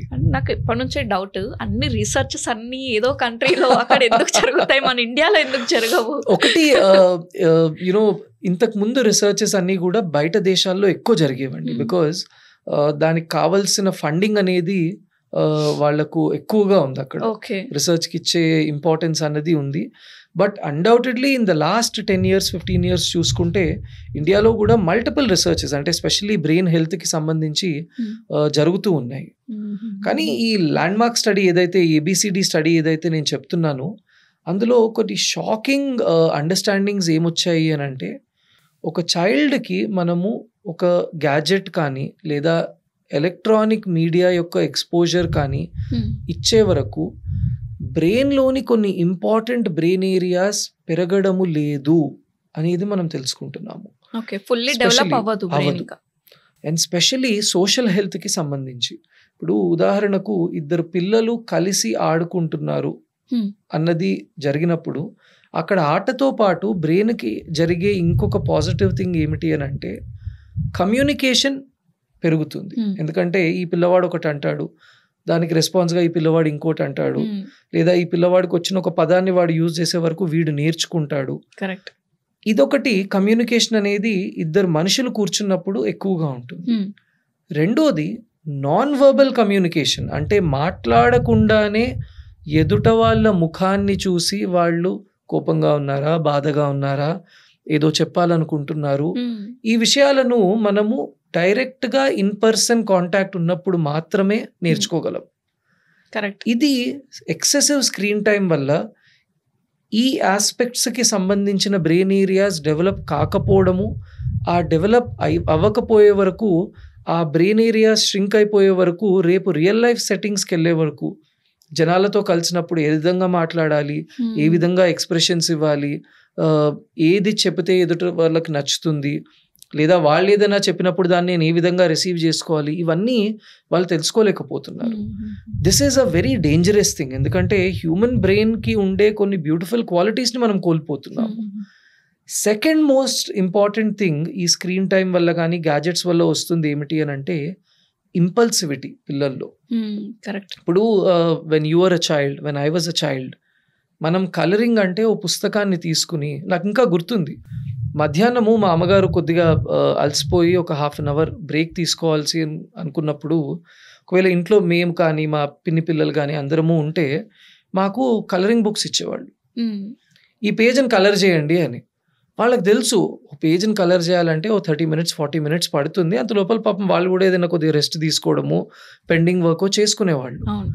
కానీ ఇవాల్టి రోజుల్లో పిల్లలు కలరింగ్ ఐప్యాడ్లో చేస్తున్నప్పుడు ఏంటంటే ఒక బటన్ క్లిక్ చేసి అది ఇక్కడ మళ్ళీ క్లిక్ చేస్తే ఇక్కడ కలర్ వచ్చేస్తుంది. కరెక్ట్. యూట్యూబ్లో ఒక వీడియో చూస్తూ నాకు ఏదైనా యాడ్ వస్తే స్కిప్ యాడ్ నొక్కితే ఆ యాడ్ వెళ్ళిపోతుంది. కరెక్ట్. సో ఇక్కడ what child brain is learning అంటే క్లిక్, ఎవ్రీథింగ్ హ్యాపెన్స్. సో ఈ విధంగా ఒక బ్రెయిన్ డెవలప్ అయ్యే వరకు వాళ్ళకి ఏది కావాలంటే అది ఆ క్లిక్లో అయిపోవాలి. ఇన్స్టెంట్. ఆ విధంగా జరగకపోయే వరకు ఆ బ్రెయిన్ ఆ సిచ్యువేషన్ని ఎలా తట్టుకోవాలో తెలియదు. ఇంకొకటి దీనికి ఎస్, అండ్ ఇంకొకటి ఇక్కడ one more thing that ads on is తల్లిదండ్రులు కూడా ఓవర్ ప్రొటెక్టివ్. పిల్లవాడు ఏదైనా అడిగే వరకు వెంటనే ఇవ్వడము. సో ఇవన్నీ కూడా ఒక బ్రెయిన్ కెపాసిటీని ఎంతో వీక్ చేస్తుంది. ఎందుకంటే రేపు రియల్ లైఫ్ సెట్టింగ్లో నేను ఒక ఆఫీస్లో వర్క్ చేస్తున్నాను. నాకు I go and ask my boss, నేను చేస్తున్న ప్రాజెక్ట్లో నాకు ఇంత సపోర్ట్ మీ నుంచి కావాలి, ఏదో ఒకటి, అది ఫైనాన్షియల్ సపోర్టు, టీమ్ మెంబర్సు, ఒక 2 ఎక్స్ట్రా హాలిడేసు. అడిగిన వెంటనే నా బాస్ ఇవ్వడు, నా బ్రెయిన్ తట్టుకోలేదు. అలానే ప్రతి చోట కూడా నేను అనుకున్నది జరగకపోయే వరకు, చిన్నప్పటి నుండి నాకు అది అలవాటు లేకపోయే వరకు ఒక అన్ఫేవరబుల్ సిచ్యువేషన్ని తట్టుకునే శక్తి తగ్గిపోవడము, దానివల్ల మీరు అన్నట్టు పిల్లల్లో టాంట్రమ్స్ కానివ్వండి, అడాలసెంట్ ఏజ్ గ్రూప్స్లో జరుగుతున్న ఎన్నో మానసిక ఇబ్బందులు, అలానే మనము ఎంతో మందిలో చూసే సూసైడ్స్ కూడా కొద్ది వరకు దీని యొక్క కారణము. So one important thing that ABCD study said is not more than 2 hours of screen time for children. And వాళ్ళు ఇంకా క్లియర్గా చెప్పిన గైడ్ లైన్స్ ఏమిటి అని అంటే ఏజ్ గ్రూప్ 2 hours చూడాలి. సో బేసికలీ 18 months వరకు 0 స్క్రీన్ టైం, 18 months నుండి 24 months అంటే 1.5 year నుంచి 2 years వరకు less than 1 hour off screen time. ఆ 1 hour కూడా వాళ్ళు చెప్పింది ఏమిటి అని అంటే వీడియోస్ కాకుండా వీడియో కాలింగ్ ఇస్ అలౌడ్. అంటే ఇప్పుడు నేను అబ్రాడ్ లో ఉన్న రిలేటివ్స్ కానివ్వండి, లేదా పిన్నులు, అక్కలు, అత్తలు, వీళ్ళు ఇంకో ఏదైనా సిటీలో ఉన్నప్పుడు కానివ్వండి, video calling is allowed. Only video calls. 24 months దాటిన తర్వాత 2 years నుండి 6 years వరకు 0 to 3 hours off screen time అని అన్నారు. ఆ 0 to 3 hours ని కూడా వీళ్ళు ఏమని చెప్పారు, వీక్ డేస్లో 1 hour, వీకెండ్స్లో మేబీ 2 hours ఇవ్వచ్చు అని. సో ఆ విధంగా చూసుకుంటే కూడా ఒక వీక్ మొత్తంలో 8 or 9 hours మాత్రమే అలౌడ్. 6 years నుంచి 18 years వరకు వాళ్ళు చెప్పింది ఏంటి అని అంటే ఎవ్రీడే 2 hours వరకు accepted, not more than 2 hours అని అన్నారు. సో ఆ స్టడీ చెప్పింది ఏంటంటే 2 hours కన్నా ఎక్కువ స్క్రీన్ టైం వాడిన పిల్లల్లో ఒక ఫ్యూ ఇయర్స్ తర్వాత డిప్రెషన్స్ కానివ్వండి, యాంగ్జైటీస్ కానివ్వండి, సూసైడల్ థాట్స్ కానివ్వండి వచ్చే రిస్క్ చాలా ఎక్కువగా ఉంది అని చెప్పారు. సో ఒక 10 years 15 years తర్వాత వచ్చే మానసిక అనారోగ్యం ఇవాళ మన చేతిలో ఉంది. కరెక్ట్. దాన్ని మనం ఆపగలము. కానీ అన్ఫార్చునేట్లీ మీరు ఇందాక అన్నట్టు నేను బిజీగా ఉన్నాను, నేను చేసుకుంటున్న యాక్టివిటీ చాలా ఇంపార్టెంట్ కనుక నా చైల్డ్ని కామ్ చేయడానికి నేను ఒక స్క్రీన్ అన్నది ఇచ్చేస్తాను అన్నది ఎంతోమంది చేస్తున్న బిగ్గెస్ట్ మిస్టేక్. అండ్ ఈ రకమైన బ్రెయిన్ చేంజెస్ అన్నది అబ్జర్వ్ చేస్తున్నాము చాలాసార్లు. These are not reversible. ప్రతి ఒక్కదాన్ని మనం రివర్స్ చేయగలము అన్నది కూడా లేదు. So this has to be very seriously practised by parents. మీరు చెప్పినట్టు చైల్డ్ మోడల్స్ ద పేరెంట్. నేనేం తింటానో my child would want to do that. I see it many times in my house. నేను కొన్నిసార్లు యూట్యూబ్లో ఏదైనా ఎక్సర్సైజ్ వీడియో పెట్టి if I start doing that exercise, my kid thinks probably I'm jumping or dancing and he also comes and starts doing that. పాపం తనకు అది ఏదో తెలియదు, అది ఎక్సర్సైజ్ అని తెలియదు, వర్కౌట్ ఎందుకు చేయాలో తెలియదు, but they start doing that. So ఆ విధంగా ఎవ్రీథింగ్ ఇస్ ఇమిటేషన్. ఎన్నోసార్లు వాట్ ఐ సీ ఇస్, నేను ఎవరితో అయినా ఫోన్లో మాట్లాడుతూ ఉంటే మై 2-year-old సన్ ఏదో ఒక ఆబ్జెక్ట్ ఎత్తుతాడు, ఏదో ఒక ఆబ్జెక్ట్ ఎత్తి చెవి దగ్గర పెట్టుకుని అలా ఏదో అనేస్తాడు. So now everything is being modelled. And ఈ స్క్రీన్ టైం అనేది కూడా వాళ్ళు నేర్చుకునేది మన నుంచే. తినే ఆహారం కూడా వాళ్ళు తినేది నో ప్రాబ్లం, మనం కూడా చూడొచ్చు. కరెక్ట్. అండ్ తినే ఆహారం మీరు అన్నట్టు మనమే వాళ్ళకి ఇంట్రడ్యూస్ చేస్తాము. మనం అదేదో ఒక పెద్ద లగ్జరీ అనుకుంటాం, యూనో స్వీట్స్ ఇవ్వడం కానీ, ఈ sugary items, pizzas, fancy food, and ఇవన్నీ కూడా బ్రెయిన్ ని ఎంతో వరకు డ్యామేజ్ చేస్తున్నాయి. స్పెషలీ హై షుగర్ డయట్ అండి. హై షుగర్ తీసుకోవడం వల్ల బ్రెయిన్ ప్రాసెస్ స్లో అయిపోతుంది. ఆ బ్రెయిన్ ప్రాసెస్ ఫస్ట్ ఏమవుతుంది, సో షుగర్ వెళ్ళగానే బ్రెయిన్ ఎట్లా యాక్సెప్ట్ చేస్తుంది. సో బేసికలీ ఈ షుగర్ వెళ్లే వరకు ఒకటి there is increase dopamine in the brain. అయితే ఈ డోపమిన్ ఊరికే పెరిగే వరకు బ్రెయిన్ ఏమనుకుంటుంది, ఇంత డోపమిన్ మంచిది కాదు కదా, నేను తయారు చేసి, ఇట్స్ సంథింగ్ లైక్ ఒకవేళ మనం ఒక రోజు బయట నుంచి ఆహారం ఆర్డర్ చేద్దాం అనుకున్నాం అనుకోండి, ఆ రోజు మనం ఇంట్లో వండుకోము, ఎందుకంటే ఎక్సెస్ అయిపోతుంది. బ్రెయిన్ కూడా అదే అనుకుంటుంది, అరే బయట నుంచి వస్తుంది కదా, నేను లోపల నుంచి ఎందుకు తయారు చేయాలి అని. కొన్ని రోజుల తర్వాత బ్రెయిన్ ఆ తయారీని ఆపేస్తుంది. సో నౌ వాట్ హ్యాపెన్స్, ఆ బ్రెయిన్ కి ఉండే ఒకే ఒక్క సోర్స్ బయట నుంచి రావడము.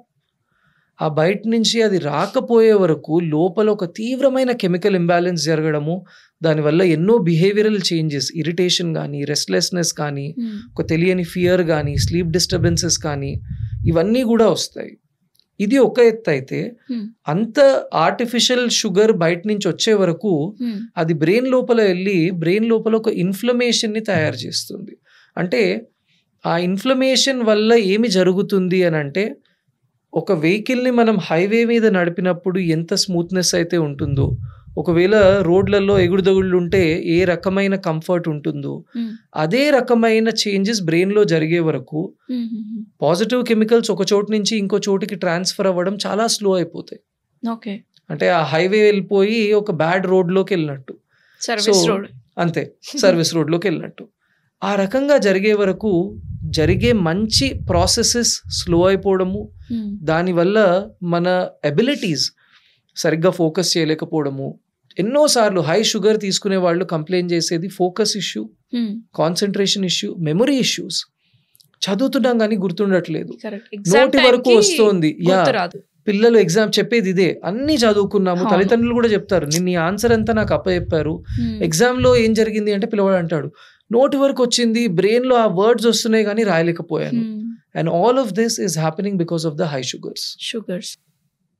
కొంతమంది అంటారు బాడీ అంటే వాళ్ళు స్వీట్స్ తినరు, ఓకే, ఎలాంటి షుగరీ ఐటమ్స్ తినరు, స్టిల్ దే హ్యావ్ షుగర్స్ అని. రైట్. అంటే అది జెనెటిక్ గా వస్తుందా లేకపోతే వాళ్ళ బాడీ బిల్డింగ్ అలానే అయిందా తెలీదు, బట్ అది మళ్ళీ పిల్లలకు కూడా సేమ్. ఇప్పుడు మా పెద్ద పాప ఉంది, తను చాలా పిక్కీ ఈటర్ అనమాట, అన్ని తినదు, ఓన్లీ చాలా లిమిటెడ్ కొంతవరకే తింటుంది. దాంట్లో మా చిన్న పాప ఉంటుంది, అన్ని తింటుంది, ఆల్ కైండ్స్ ఆఫ్ ఫ్రూట్స్. అంటే మా ఇంట్లో అసలు చిప్స్ కానీ లేస్ ఇవన్నీ అసలు తీసుకురాము, బిస్కెట్స్ కూడా ఈవెన్. షుగరీ ఐటమ్స్ అసలు ఉండవు, సాల్ట్ ఐటమ్స్, మైదా ఇవన్నీ అసలు ఇంట్లోకి కూడా తీసుకురాము. ఎప్పుడన్నా కావాలని అంటే ఒక రివార్డ్ లాగా బయటకు వెళ్ళినప్పుడు లిమిటెడ్లో ఇస్తుంటాం.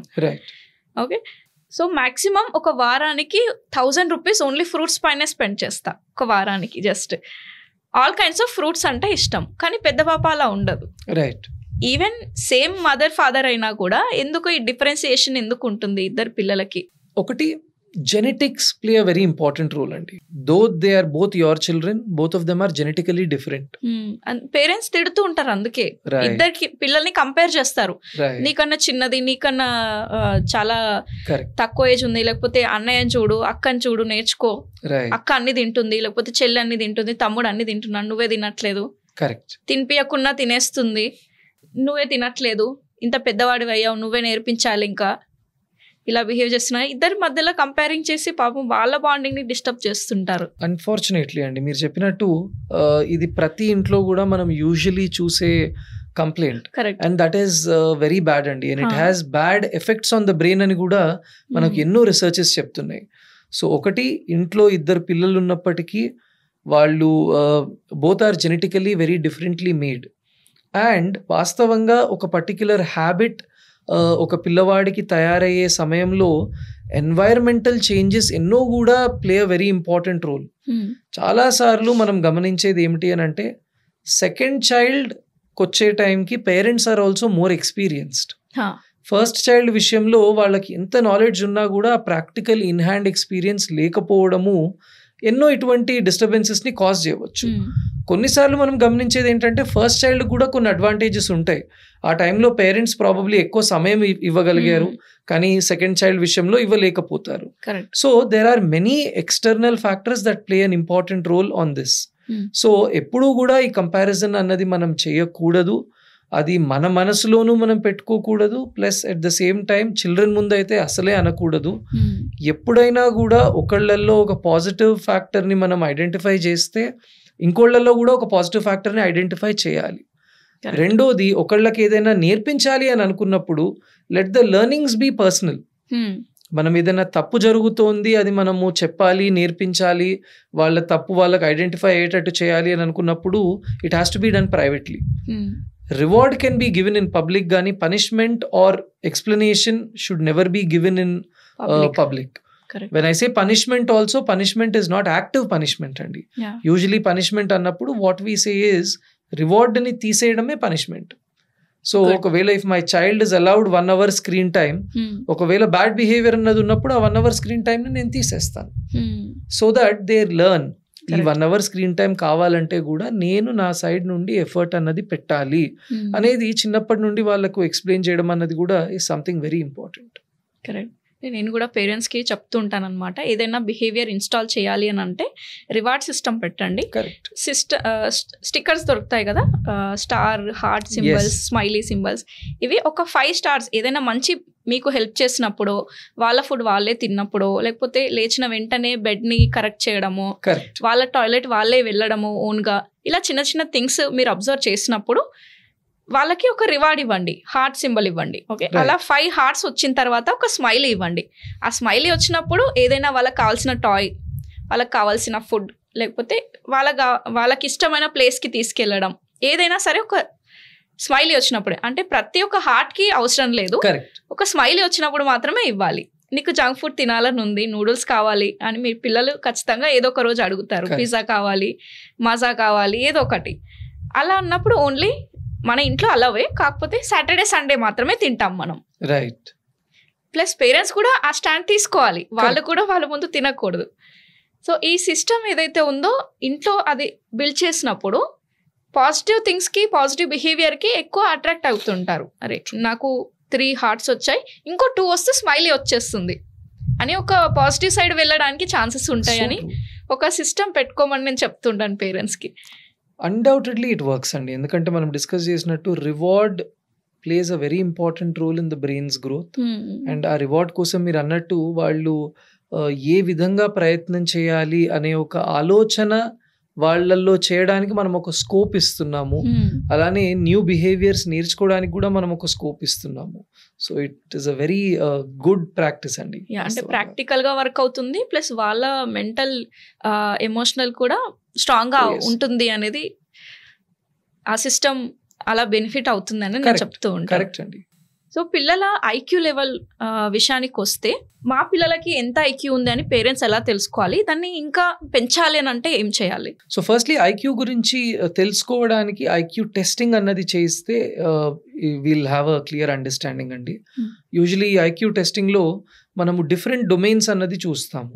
అంటే జస్ట్ సబ్జెక్ట్ నాలెడ్జ్ కాకుండా జనరల్ నాలెడ్జ్ కూడా ఎంత ఉంది, లేదా సోషల్ నాలెడ్జ్ ఎంత వరకు ఉంది, వాళ్ళ ఒక సిచ్యువేషన్ ఏ విధంగా డీల్ చేయగలరు, ఆ విధమైన ఎన్నో కోణాలలో ఐక్యూ టెస్టింగ్ అన్నది మనం చేస్తాం. అయితే ఒకటి, ఈ ఐక్యూ పెంచడానికి many activities are scientifically proven అండి. చాలా వరకు మనం చూస్తుంది ఏంటంటే ఇవాళ రోజు పిల్లలు స్కూల్కి వెళ్ళి ఆ సబ్జెక్ట్ని మాత్రమే నేర్చుకోవడము అన్నది చేస్తున్నారు. సో ఆ సబ్జెక్ట్ నాలెడ్జ్ అన్నది తెలుసుకోవడం ఒక ఎత్తు అయితే, ఆ బ్రెయిన్ యొక్క అబిలిటీ ఇంకా కొత్త విషయాలు నేర్చుకోవడానికి ఎన్నో రకాల యాక్టివిటీస్ ని మనం చేయవచ్చు. బ్రెయిన్ యాక్టివిటీస్ అని ఈ మధ్య చూస్తున్నాము. Right right. Hand movements, hand gestures అని చూస్తున్నాము. yes. So there are specific activities అండి ఈ కాగ్నిటివ్ డెవలప్మెంట్ కోసము. There are many activities. చాలాసార్లు నేను పేరెంట్స్కి చెప్పేది ఏమిటి అని అంటే, first thing is dietary changes అన్నది చేయడము. ఇందాక చెప్పినట్టు ఫ్రూట్స్ని మనము ఇంక్రీజ్ చేయాలండి. ఎన్నోసార్లు మనము వెజిటబుల్స్ ఇవ్వాలి అని తెలుసుకుంటాము, వెజిటబుల్స్ ఇస్తాము, కానీ ఫ్రూట్స్ అన్నది ఒక్కటి వెనకడుగా అయిపోతుంది. సో కంపల్సరీ ఒక ఫ్రూట్ని ఇంట్రడ్యూస్ చేయడము, లేదా మనం వెళ్ళి ఒక పర్టికులర్ ఫ్రూట్ని తీసుకొస్తే ఒక 1 వీక్ అంతా ఆ ఫ్రూట్స్ అయిన తర్వాత నెక్స్ట్ వీక్ ఫ్రూట్ని మార్చడము, సో దట్ ఒకటి వాళ్ళకు డిఫరెంట్ టేస్ట్ అన్నది తెలుస్తుంది, డిఫరెంట్ వైటమిన్స్ అండ్ మినరల్స్ వాళ్ళకు వెళ్తున్నాయి. So diet plays a very important role in building up the brain అండి.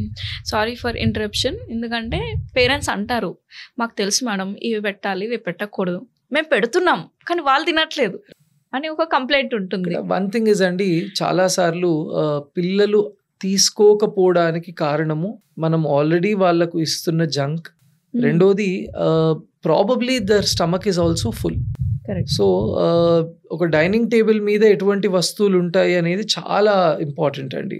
ఎందుకంటే మీరు చెప్పినట్టు ఒక కార్నర్లో ఫ్రూట్స్ పెట్టి ఇంకో కార్నర్లో బిస్కెట్స్ కానివ్వండి, ఇంకో కార్నర్లో చిప్స్ కానివ్వండి ఉన్నప్పుడు the child would be more interested in them, ఎందుకంటే అవి రుచికరంగానూ ఉంటాయి.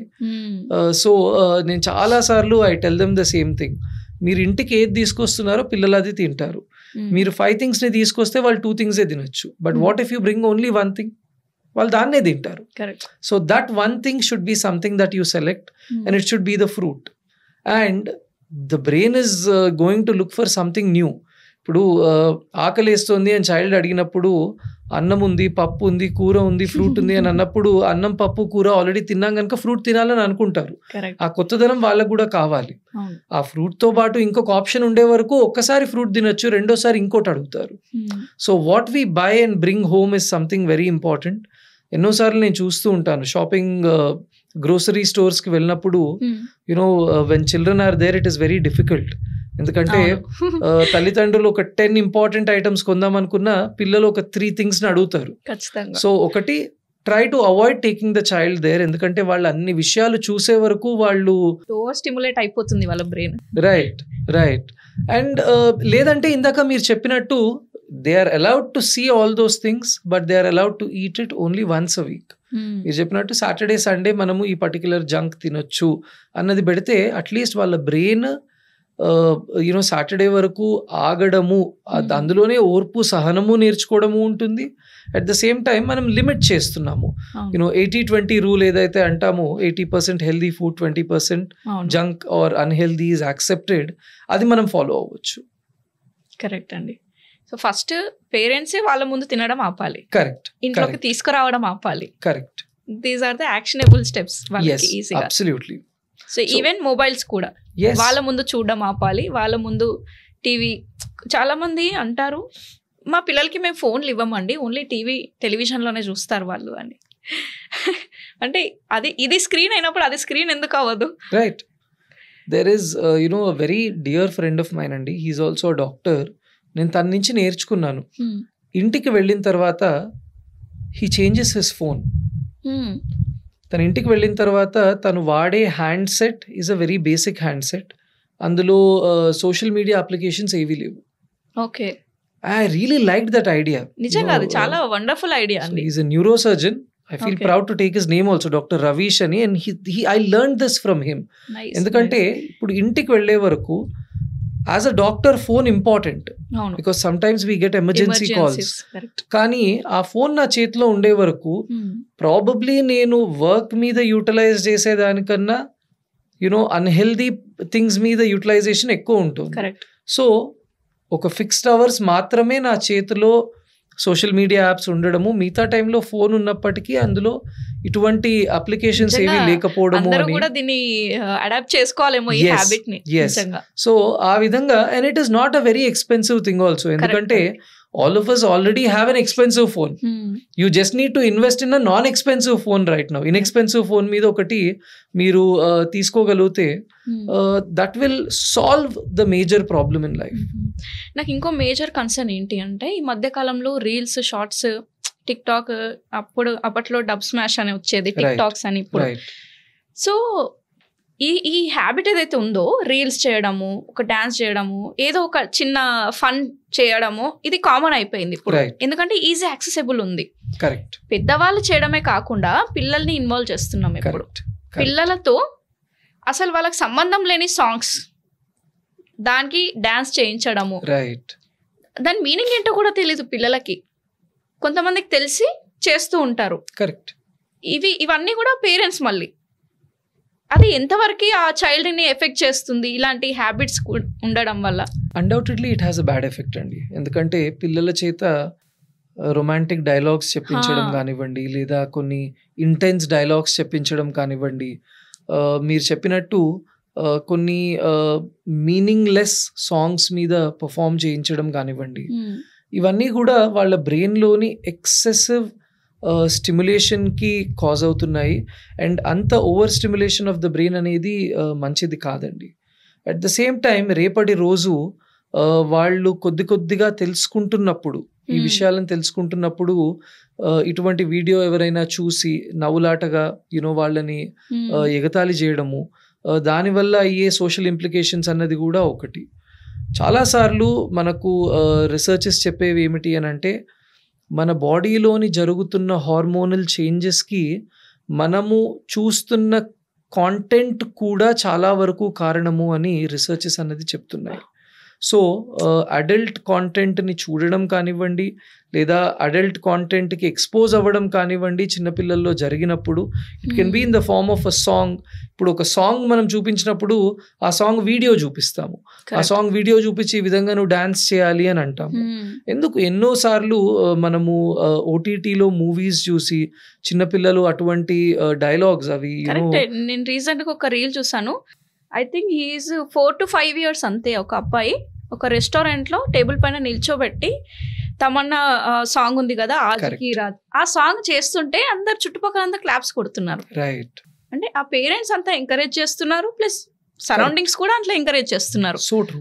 ఆ బాబాకి ఏమర్థం అవుతుంది అప్పుడు? దిస్ ఇస్ కరెక్ట్, ఇలాంటి సాంగ్స్ చేయడం కరెక్ట్, ఇలా ఎంటర్టైన్మెంట్ చేయడం కరెక్ట్. రైట్. అంటే అదొక ఫీమేల్ సాంగ్, ఒక అబ్బాయి చేస్తున్నాడు, దాన్ని పేరెంట్స్ ఎంకరేజ్ చేస్తున్నారు, చుట్టుపక్కల ఫ్రెండ్స్ మిగతా టేబుల్స్ అందరు లేచి క్లాప్స్ కొడుతున్నారు, అరే బాబు ఎంత బాగా చేస్తున్నాడు అని. అదర్ దాన్ దట్ మంచి సాంగ్స్ కూడా ఉన్నాయి కదా మనకు ఆప్షన్స్ లో. ట్రూ. ఈ విధంగా జరిగే వరకు అండి, ఒకటి ఆ చైల్డ్ గుర్తింపు పొందడానికి ఏది చేసినా పర్వాలేదు అనే ఒక ఆస్పెక్ట్ని నేర్చుకుంటారు. That is very wrong. ఎందుకంటే మనము ముందుకు వెళ్ళిన తర్వాత మన సెల్ఫ్ రెస్పెక్ట్ని కాపాడుకోవడము, లేదా కొన్ని విషయాలకు నో చెప్పగలగడము అనేది మనకు తెలియాలి. అది మీరు అన్నట్టు పేరెంట్స్ నుంచే ఆ ఎంకరేజ్మెంట్ వచ్చే వరకు ఆ చైల్డ్కి ఇది తప్పు అని తెలుసుకునే అవకాశమే లేదు. అండ్ ఆఫ్టర్ అ వైల్ ఆ గుర్తింపు అనేది సెల్ఫ్ రెస్పెక్ట్ కన్నా ఎక్కువ ఇంపార్టెంట్ అయిపోతుంది. అప్పుడు ఏమవుతుంది అని అంటే, మనం ఆ గుర్తింపు కోసం ఎంత దిగజారినా పర్వాలేదు, లేదా ఎటువంటి యాక్షన్ని చూపించినా పర్వాలేదు, యాజ్ లాంగ్ యాజ్ నాకు అప్రిసియేషన్ లైక్స్ రూపంలో కానివ్వండి, చప్పట్ల రూపంలో కానివ్వండి, కామెంట్స్ రూపంలో కానివ్వండి వస్తే సరిపోతుంది అనే ఒక మెంటాలిటీ చిల్డ్రన్లో డెవలప్ అవ్వడము మనం ఎన్నోసార్లు చూస్తున్నాము. అండ్ చాలాసార్లు ఫాలోవర్స్ కోసం కానివ్వండి, లైక్స్ కోసం కానివ్వండి, చాలాసార్లు పిల్లలు ఎక్స్పోజింగ్ బట్టలు వేసుకోవడం కానివ్వండి, లేదా ఈ కొన్ని అనరాని డైలాగ్స్ని వాళ్ళు రిపీట్ చేసి దాన్ని పెట్టడము, ఇవన్నీ కూడా మనం చూస్తున్నాము. అండ్ ఈ రకమైన లైఫ్కి అలవాటు అయ్యే వరకు ఏదో ఒక టైంలో వాళ్ళకి కావాల్సిన రెస్పాన్సెస్ రాని పక్షంలో ఆ బ్రెయిన్ మీద ఒక తీవ్రమైన ఇంపాక్ట్ పడడము, దానివల్ల సివియర్ డిప్రెషన్స్లోకి వాళ్ళు వెళ్ళడము అనేది మనం చూస్తున్నామండి. కరెక్ట్. సో ఈ డిప్రెషన్ అనే వర్డ్ ఉంది కదా, మా పిల్లలు ఇప్పుడు డిప్రెషన్లో ఉన్నారా లేదా అని పేరెంట్స్ ఎలా తెలుసుకోవచ్చు? Right. I think an important aspect is observing their behaviours అండి. చాలాసార్లు మనము చూడవలసింది ఏమిటి అని అంటే, ఆ వయసుకి సంబంధించిన బిహేవియర్స్లో వాళ్ళు పార్టిసిపేట్ చేస్తున్నారా లేదా అని. మోస్ట్ ఇంపార్టెంట్లీ నిద్ర, ఆకలి, రైట్ నెంబర్ ఆఫ్ అవర్స్ అన్నది పడుకుంటున్నారా, రైట్ నెంబర్ ఆఫ్ మీల్స్ అన్నది తీసుకుంటున్నారా, హెల్దీ ఫుడ్ అన్నది తీసుకుంటున్నారా. ఇది ఒక ఆస్పెక్ట్, ఇది బయోలాజికల్ ఆస్పెక్ట్. సెకండ్ ఆస్పెక్ట్ ఏమిటి అని అంటే పర్సనల్ ఆస్పెక్ట్, అంటే వాళ్ళ సెల్ఫ్ కేర్ లేదా వాళ్ళ డే టు డే డ్యూటీస్ వాళ్ళు ఎంతవరకు అయితే నిర్వర్తించాలో.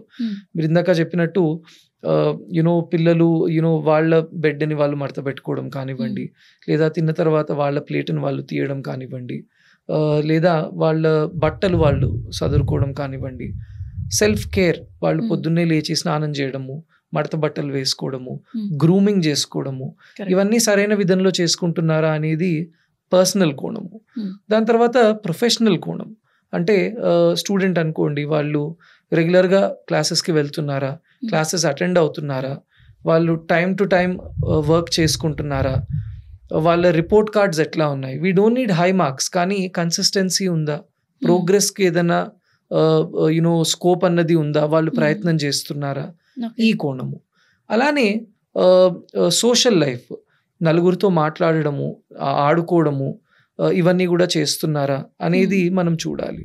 సో డిప్రెషన్లో ఉన్నప్పుడు స్లీప్ డిస్టర్బెన్సెస్ ఉండొచ్చు, ఆపిటైట్ తగ్గిపోవచ్చు, సెల్ఫ్ కేర్ అన్నది పడిపోవచ్చు, స్కూల్ రిఫ్యూజల్ అన్నది ఉండవచ్చు, ఒక తెలియని భయము, ఒక డిసింట్రెస్ట్ అన్నది చూపించవచ్చు, లేదా ఫ్రెండ్స్ పిలిచినా కూడా ఆడడానికి వెళ్ళకపోవడము, ఫ్రెండ్స్ కాల్స్ ని అవాయిడ్ చేయడము, ఎంతసేపు ఐసోలేటెడ్ గా ఉండడము. These are all depression symptoms. ఇవన్నీ కూడా మనకి ఎక్కడో ఒక హింట్ అన్నమాట. It's like a warning sign that ఆ పిల్లవాడి యొక్క మానసిక అనారోగ్యము క్షీణిస్తోంది, ఎక్కడో ఒక హెల్ప్ అన్నది అవసరము అనేది వీటి ద్వారా మనం తెలుసుకోవచ్చు.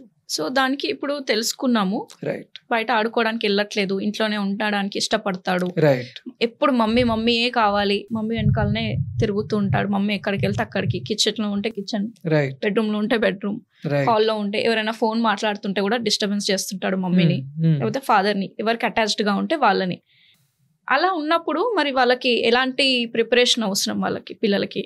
ఒకటి, understanding the child through communication అండి. కూర్చోబెట్టి అడగడము అవసరము. చాలాసార్లు వాళ్ళు ఏదో ఒక భయాన్ని కానీ ఒక దుఃఖాన్ని కానీ లోపల దాచుకుంటూ ఉండొచ్చు. మీరు అన్నట్టు ఇంట్లోనే ఉంటున్నాడు, బయటికి వెళ్ళడం లేదు అని అంటే, ఆ వయసు వాళ్ళు యూజువలీ బయటికి వెళ్ళడానికి ఇంట్రెస్ట్ చూపిస్తారు. కానీ వెళ్ళడం లేదు అని అంటే బయట ఏదైనా ఇన్సల్ట్ కానీ ఏదైనా ట్రమాటిక్ ఎక్స్పీరియన్స్ కానీ జరిగిందా, తనను ఆ విధంగా ఇంట్లోనే కట్టేసి పెట్టడానికి. అలానే బయట స్నేహితులు ఏ విధంగా తనతో ప్రవర్తిస్తున్నారు, లేదా తనను అందరూ ఐసోలేట్ చేస్తున్నారేమో, తనకు ఛాన్స్ ఇవ్వడం లేదేమో ఆట ఆడడంలో, లేదా ఎవరైనా ఫిజికలీ అబ్యూజ్ చేస్తున్నారేమో. కొన్నిసార్లు ఇలా అందరూ కలిసి ఆడుకుంటున్నప్పుడు సెక్షువల్ అబ్యూజ్ అన్నది కూడా మనం రెగ్యులర్గా చూస్తూ ఉంటాము. సో ఈ రకంగా what is stopping the child from going out అనేది మనము మాట్లాడడము. ఒకవేళ చైల్డ్ ఎక్స్ప్రెస్ చేయలేని విధంలో ఒకసారి ఫ్రెండ్స్ తోటి కూడా మాట్లాడడము. స్కూల్లో ఎట్లా ఉంటున్నాడు, ఇంటి దగ్గర మాత్రమే ఇట్లా ఉంటున్నాడా, స్కూల్లో కూడా ఏదైనా అన్హెల్దీ బిహేవియర్స్ అన్నవి ఉన్నాయా, టీచర్ ద్వారా తెలుసుకోవడము. ఇవన్నీ కూడా first will help us understand the situation. ఒకవేళ ఈ రకంగా ఏదైనా అనుకోని సిచ్యువేషన్స్ కి ఎక్స్పోజ్ అవ్వడం వల్ల ఈ విధంగా జరుగుతోంది అని అనుకుంటే, psychological help can improve the child's abilities. Psychological treatments లో కూడా మనము ఈ ఒకవేళ డిప్రెసివ్ ఎపిసోడ్ అన్నది ఉంటే ఆ డిప్రెషన్లోంచి బయటికి రావడానికి ఎటువంటి యాక్టివిటీస్లో పార్టిసిపేట్ చేయొచ్చు అన్నది మనం చెప్తాము.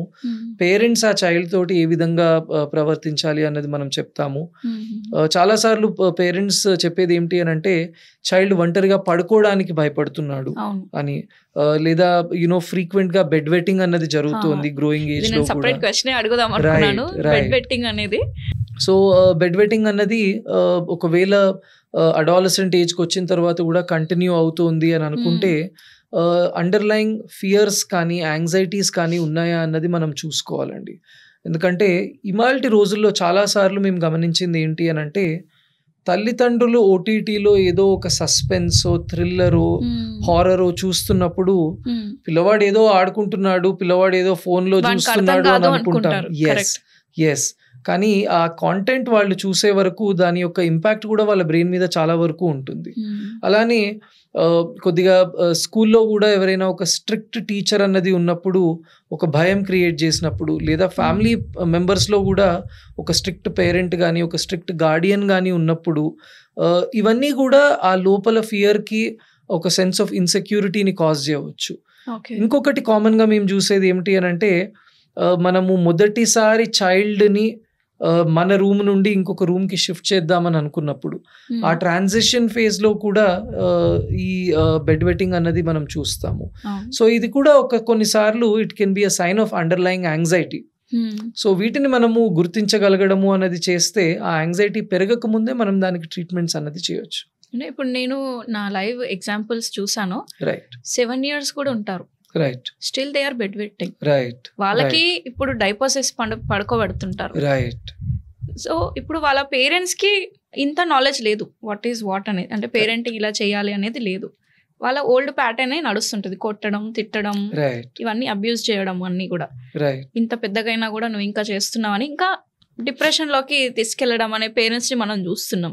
సో వాళ్ళు ఎలాంటి చేంజెస్ చేసుకోవాలి వాళ్ళ పేరెంటింగ్ లో? Undoubtedly the change has to start from parents అండి. ఎందుకంటే మనము మన చైల్డ్ ఏ విధంగా ఉండాలి అని అనుకుంటున్నాము, ఫ్యూచర్లో పెద్దగా అయిన తర్వాత వాళ్ళ పర్సనాలిటీ ఏ విధంగా ఉండాలి అని అనుకుంటున్నాము, అది కమ్స్ ఫ్రమ్ హోమ్. ఇవాల్టి రోజుల్లో అన్ఫార్చునేట్ థింగ్ ఏమిటి అని అంటే, నేను లక్షల రూపాయలు ఫీజు కడుతున్నాను కనుక ఇది స్కూల్ నేర్పించవలసింది అనే ఒక యాటిట్యూడ్లో పేరెంట్స్ ఉంటున్నారు. స్కూల్ నేర్పించే విషయాలు వేరు. You know, school is for more of academics. It does not teach life skills. So life skills నేర్చుకోవాలి అని అనుకుంటే ఒకటి లైఫ్ స్కిల్స్ నేర్పించే కొన్ని ఇన్స్టిట్యూట్స్లో మనం పెట్టాలి, లేదా మొదట మనము నేర్చుకోవాలి. So parents should be learning the first life skills and then they teach the child. ఎందుకంటే ఇప్పుడు మనం డిస్కస్ చేసిన ఈటింగ్ హ్యాబిట్స్ కానివ్వండి, ఇంట్లో ఉండే బిహేవియర్స్ కానివ్వండి, మన స్క్రీన్ వాచింగ్ కానివ్వండి, ఫ్రీ టైంలో చేసే యాక్టివిటీస్ కానివ్వండి, ఇవన్నీ కూడా you know lessons for the children. ఇప్పుడు ఇంట్లో తల్లిదండ్రులు హెచ్చు గొంతులో మాట్లాడుకుంటూ కోపం వచ్చినప్పుడు యునో ఆ అగ్రెషన్ని ఫేస్లో చూపిస్తూ, పిల్లవాడికి కోపం వచ్చినప్పుడు నాకు కోపం వచ్చింది అని చెప్పాలి అని ఎలా ఎక్స్పెక్ట్ చేస్తాం? వాడు అదే విధంగా కోపం అన్నది చూపిస్తాడు. ఇంకా పిల్లల్లో already expression is less. So కోపం వచ్చినప్పుడు ఆ పళ్ళు కొరుక్కోవడం కానివ్వండి, కనుబొమ్మల్ని పైగా చేయడం కానివ్వండి, these are the basic expressions, the first expressions the child learns. So వీటిని మనం ఎంతవరకు మన కంట్రోల్లో మనం పెట్టుకోగలుగుతున్నాము, మనము ఒక డిస్ప్యూట్ని ఏ విధంగా డీల్ చేస్తున్నాము, లేదా ఇందాక నేను చెప్పినట్టు లేట్గా లేచాడు పిల్లవాడు, స్ట్రెస్ అన్నది ఉంది, యాంగ్షియస్గా ఉన్నాము, కానీ మన యాంగ్జైటీని మనం ఏ విధంగా రెగ్యులేట్ చేస్తున్నాము ఆ టైంలో. తొందరగా పని చేయాలి అని అనుకోవడంలో మన బాడీ లాంగ్వేజ్, మన ఫేస్ ఎక్స్ప్రెషన్స్ ఇవన్నీ మారుతాయి. అవన్నీ కూడా పిల్లలు క్యాచ్ చేస్తున్నారు. So that learning should come from the parents and parents should be the first people who should learn life skills. ఇందాక మీరు when you are talking about the kind of work that you do, I felt every parent needs this. అసలు ఒక school ఉండాలి, parents చిల్డ్రన్ని ఎలా treat చేయాలి అని నేర్చుకోవడానికి ఒక స్కూల్ ఉండాలి. అండ్ పేరెంట్స్ నేను పిల్లల్ని ప్లాన్ చేసుకుంటున్నాం అన్నప్పుడే ఆ స్కూల్కి వెళ్ళడం మొదలు పెట్టాలి. And it should be both. Again చాలా సార్లు what happens is mothers participate, fathers don't participate. And fathers, I understand there could be some genuine reasons, కానీ every father should understand that there is an equal responsibility. ఎందుకంటే male figure నుండి child నేర్చుకునేది, both ఆ child female ఉండొచ్చు, male ఉండొచ్చు, కానీ male figure నుండి నేర్చుకునేది మేల్ ఫిగర్ నుండి మాత్రమే నేర్చుకోవచ్చు. That the mother cannot teach. Correct. ఒక జెంటిల్ మ్యాన్ లాగా ఎలా ఉండాలి అని ఫాదర్ ని చూసే నేర్చుకుంటారు. Absolutely. So parents should learn this, and that is when we will see a better quality of children in the future. అండి ఎగ్జాక్ట్లీ అండి. ఇందాక హోమ్ స్కూలింగ్ అని అన్నారు కదా, కొంతమంది ఆల్రెడీ హోమ్ స్కూలింగ్ అయినే చూస్ చేసుకొని ఈవెన్ 10 years 15 years వరకు కూడా హోమ్లోనే వాళ్ళు టీచ్ చేస్తున్నారు, ఈవెన్ ABCD అకాడమిక్స్ కూడా. అంటే అది ఎంతవరకు మనకి బెనిఫిట్ ఇస్తుంది? విచ్ ఈస్ గుడ్, హోమ్ స్కూలింగా లేకపోతే నార్మల్ స్కూలింగ్ కూడా మంచి ఆప్షన్ అనేది డిఫరెన్స్ చెప్పండి. One disadvantage of home schooling is social health అండి. ఎందుకంటే మనము ఒక రెగ్యులర్ స్కూల్కి అన్నది వెళ్ళినప్పుడు నలుగురితో మాట్లాడడము, నలుగురితో షేర్ చేసుకోవడము, కలిసి ఉండడము, అట్లానే ఒక ప్రాబ్లం వచ్చినప్పుడు అందరూ కలిసి దాన్ని డీల్ చేయడము, ఈ విషయాలు టీమ్ వర్క్ అనేది నేర్చుకుంటాము. ఇది మనం ఇంట్లో నేర్చుకోలేము. కరెక్ట్. ఎందుకంటే ఇంట్లో ఒక పర్టిక్యులర్ సబ్జెక్ట్ని మనము మేబీ ఇంకా బెటర్గా నేర్పించగలమేమో, కానీ స్కూల్కి వెళ్ళినప్పుడు ఒక డిసిప్లిన్, మోస్ట్ ఇంపార్టెంట్లీ ఇప్పుడు యాజ్ అ పేరెంట్ నేను నేర్చుకున్నదే, నా చైల్డ్ పొద్దున్న ఒక టైంకి లేవాలి గనక తను ఒక టైంకి పడుకోవాలి. ఒక టైంకి తను పడుకోవాలి అని అంటే ఇంట్లో వాతావరణం అంతా కూడా నిద్రకు ప్రోత్సహించే వాతావరణం ఉండాలి. కరెక్ట్. దానికోసము నేను నా పనిని మొదట ఫినిష్ చేసుకోవాలి, ఇంటికి వచ్చి ఇంట్లో కొద్దిగా టైం స్పెండ్ చేయాలి, అందరము ఒక పర్టికులర్ టైంకి ఆహారం తీసుకోవాలి. ఆ బెడ్ రొటీన్ అన్నది జస్ట్ ఆ బెడ్ రొటీన్ ఫాలో అవ్వడానికి my whole life has changed. So now I wake up at a different time, I get my child ready at a different time. Correct. And I go to bed at a different time. So ఆ రకమైన discipline మనలోనూ ఉంటుంది, చైల్డ్లోనూ కూడా ఉంటుంది.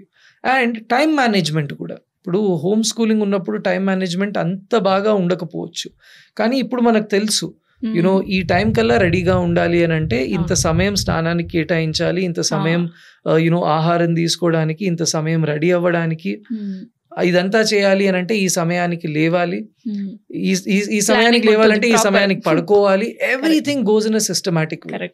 So this మనము స్కూల్లో నేర్చుకుంటాము. And ఇంకొకటి, teacher చేయగలిగే జాబ్ పేరెంట్ చేయలేకపోవచ్చు. మేబీ హోమ్ స్కూలింగ్లో దేర్ ఆర్ ఆన్లైన్ క్లాసెస్ ఉండవచ్చు, కానీ ఆ లైవ్ ఇంటరాక్షన్లో మనం నేర్చుకోగలిగేది అవేవి కూడా యునో హోమ్ స్కూలింగ్లో కుదరదు. అడ్వాంటేజెస్ ఆఫ్ హోమ్ స్కూలింగ్ అంటారా?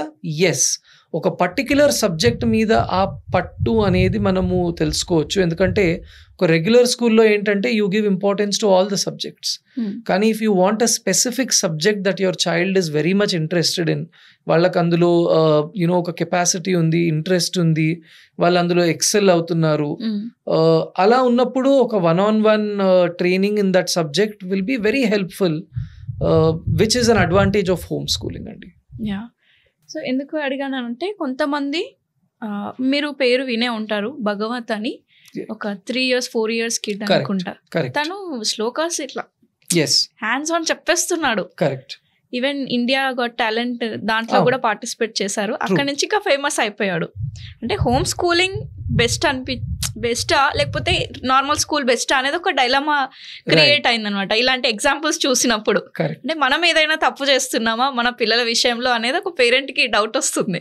So if you are able to have a mixture of both, అంటే ఒక రెగ్యులర్ స్కూల్తో పాటు ఒక పర్టిక్యులర్ యాక్టివిటీని మనము ప్రోత్సహించి, మనము ఇంట్రెస్ట్ తీసుకుని మనము వాళ్ళతోటి టైం స్పెండ్ చేయడము, అంటే ఒకవేళ ఇంట్లో వాళ్ళు నేర్చుకుంటున్న యాక్టివిటీ అయితే మనమే నేర్పించగలగడము, లేదా ఒక ట్రైనర్ అవసరం ఉన్నప్పుడు మనము కూడా అక్కడికి వెళ్ళి పార్టిసిపేట్ చేయడము, ఈ రకంగా చేసినప్పుడు ఆ పర్టిక్యులర్ సబ్జెక్ట్ని ఎక్సెల్ అయ్యే అవకాశము ఇంకా ఎక్కువగా ఉంటుంది.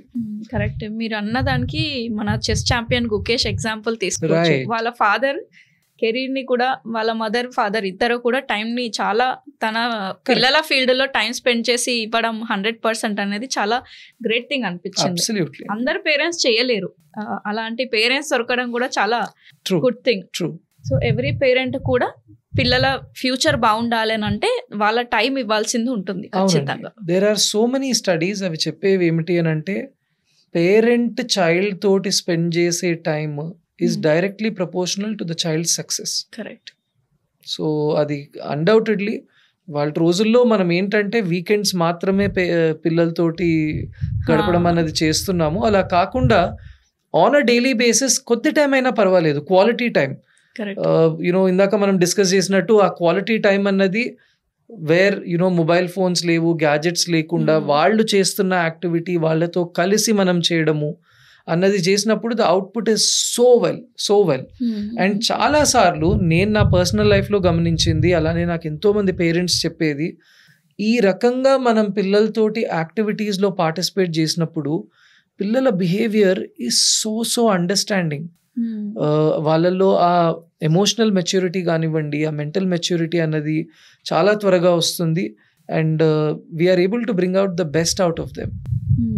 అంటే మెచ్యూర్డ్ అనే వర్డ్ మీరు తీసుకుంటే ఇప్పుడు గర్ల్స్ చాలా మంది ఎర్లీ ప్యూబర్టీ వస్తుంది బికాస్ ఆఫ్ వాళ్ళ ఫుడ్ హ్యాబిట్స్, లైఫ్ స్టైల్ అనుకోవచ్చు, నో ఫిజికల్ యాక్టివిటీ అనుకోవచ్చు, స్ట్రెస్ అనుకోవచ్చు, ప్రెషర్, పేరెంట్స్ పెట్టే ప్రెషర్, అకాడమిక్స్ పెట్టే ప్రెషర్ అనుకోవచ్చు. ఇవన్నీ వల్ల బాడీ అనేది తొందరగా మెచ్యూర్ అయిపోయి ఎర్లీ ప్యూబర్టీస్ వస్తున్నాయి. అంటే ఈవెన్ బిఫోర్ మన మైండ్ మెచ్యూర్ అవ్వకముందే బ్రెయిన్, బాడీ అనేది మెచ్యూర్ అవ్వడం జరుగుతుంది. సో వాళ్ళని ఎలా మెంటల్లీ ప్రిపేర్ చేయాలి, మెచ్యూరిటీ అనేది పిల్లలకి ఎలా తీసుకురావాలి అంటే it's based on their experiences అనొచ్చా, లేకపోతే మన కమ్యూనికేషన్, పేరెంట్స్ బాండింగ్ అనొచ్చా? ఆ మెచ్యూరిటీ ఎలా వస్తుంది పిల్లలకి? ఫస్ట్లీ అండి, మీరు చెప్పినట్టు ఒకటి ఈ మధ్యకాలంలో మనము ఎక్కువగా చూస్తున్నాము వేర్ ప్రికాషియస్ ప్యూబర్టీ అంటాము, ఎర్లీ ప్యూబర్టీ అన్నది మనం చూస్తున్నాము. ఇంపార్టెంట్ ఆస్పెక్ట్స్ దీని వైపు అలా అవ్వడానికి కారణాలు మీరు చెప్పినట్టు సరే జెనెటిక్స్ ఒక వైపు అయితే డైటరీ చేంజెస్ అన్నది ఈజ్ అ వెరీ మేజర్ కాజ్గా చూస్తున్నాము. ఇంకొకటి మనం యూజ్ చేసే ప్లాస్టిక్స్లో ఉండే ఎన్నో కెమికల్ కంపౌండ్స్ కానివ్వండి, అలానే కొన్ని ఫుడ్ పార్టికల్స్లో, ఈ ప్రాసెస్డ్ ఫుడ్స్లో యూజ్ చేసే ఎన్నో సింథటిక్ సబ్స్టెన్సెస్ కానివ్వండి. ఒక టర్మ్ ప్లాస్టిక్ వాడారు కదా, ఈ మైక్రో ప్లాస్టిక్స్ అనేటివి దేంట్లో మనం డైలీ బేసిస్ లో చూసుకుంటే ఎక్కడెక్కడ మనకు ఉంటున్నాయి ఇప్పుడు తెలియకుండా ప్రతి చోట అండి.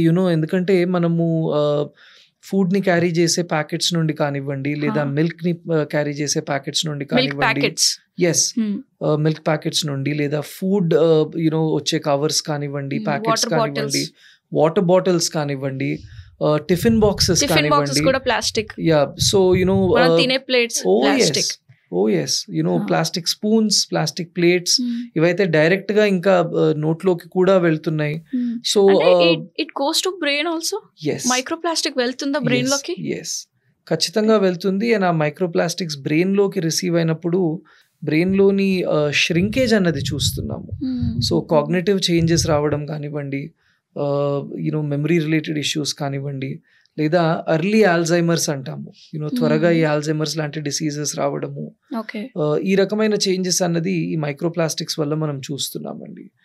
ఇదే రకమైన చేంజ్ ఈ మైక్రోప్లాస్టిక్స్ వల్ల ఎర్లీ ప్యూబర్టీకి కూడా కారణంగా ఎన్నో రీసెర్చెస్ అన్నది చెప్తున్నాయి.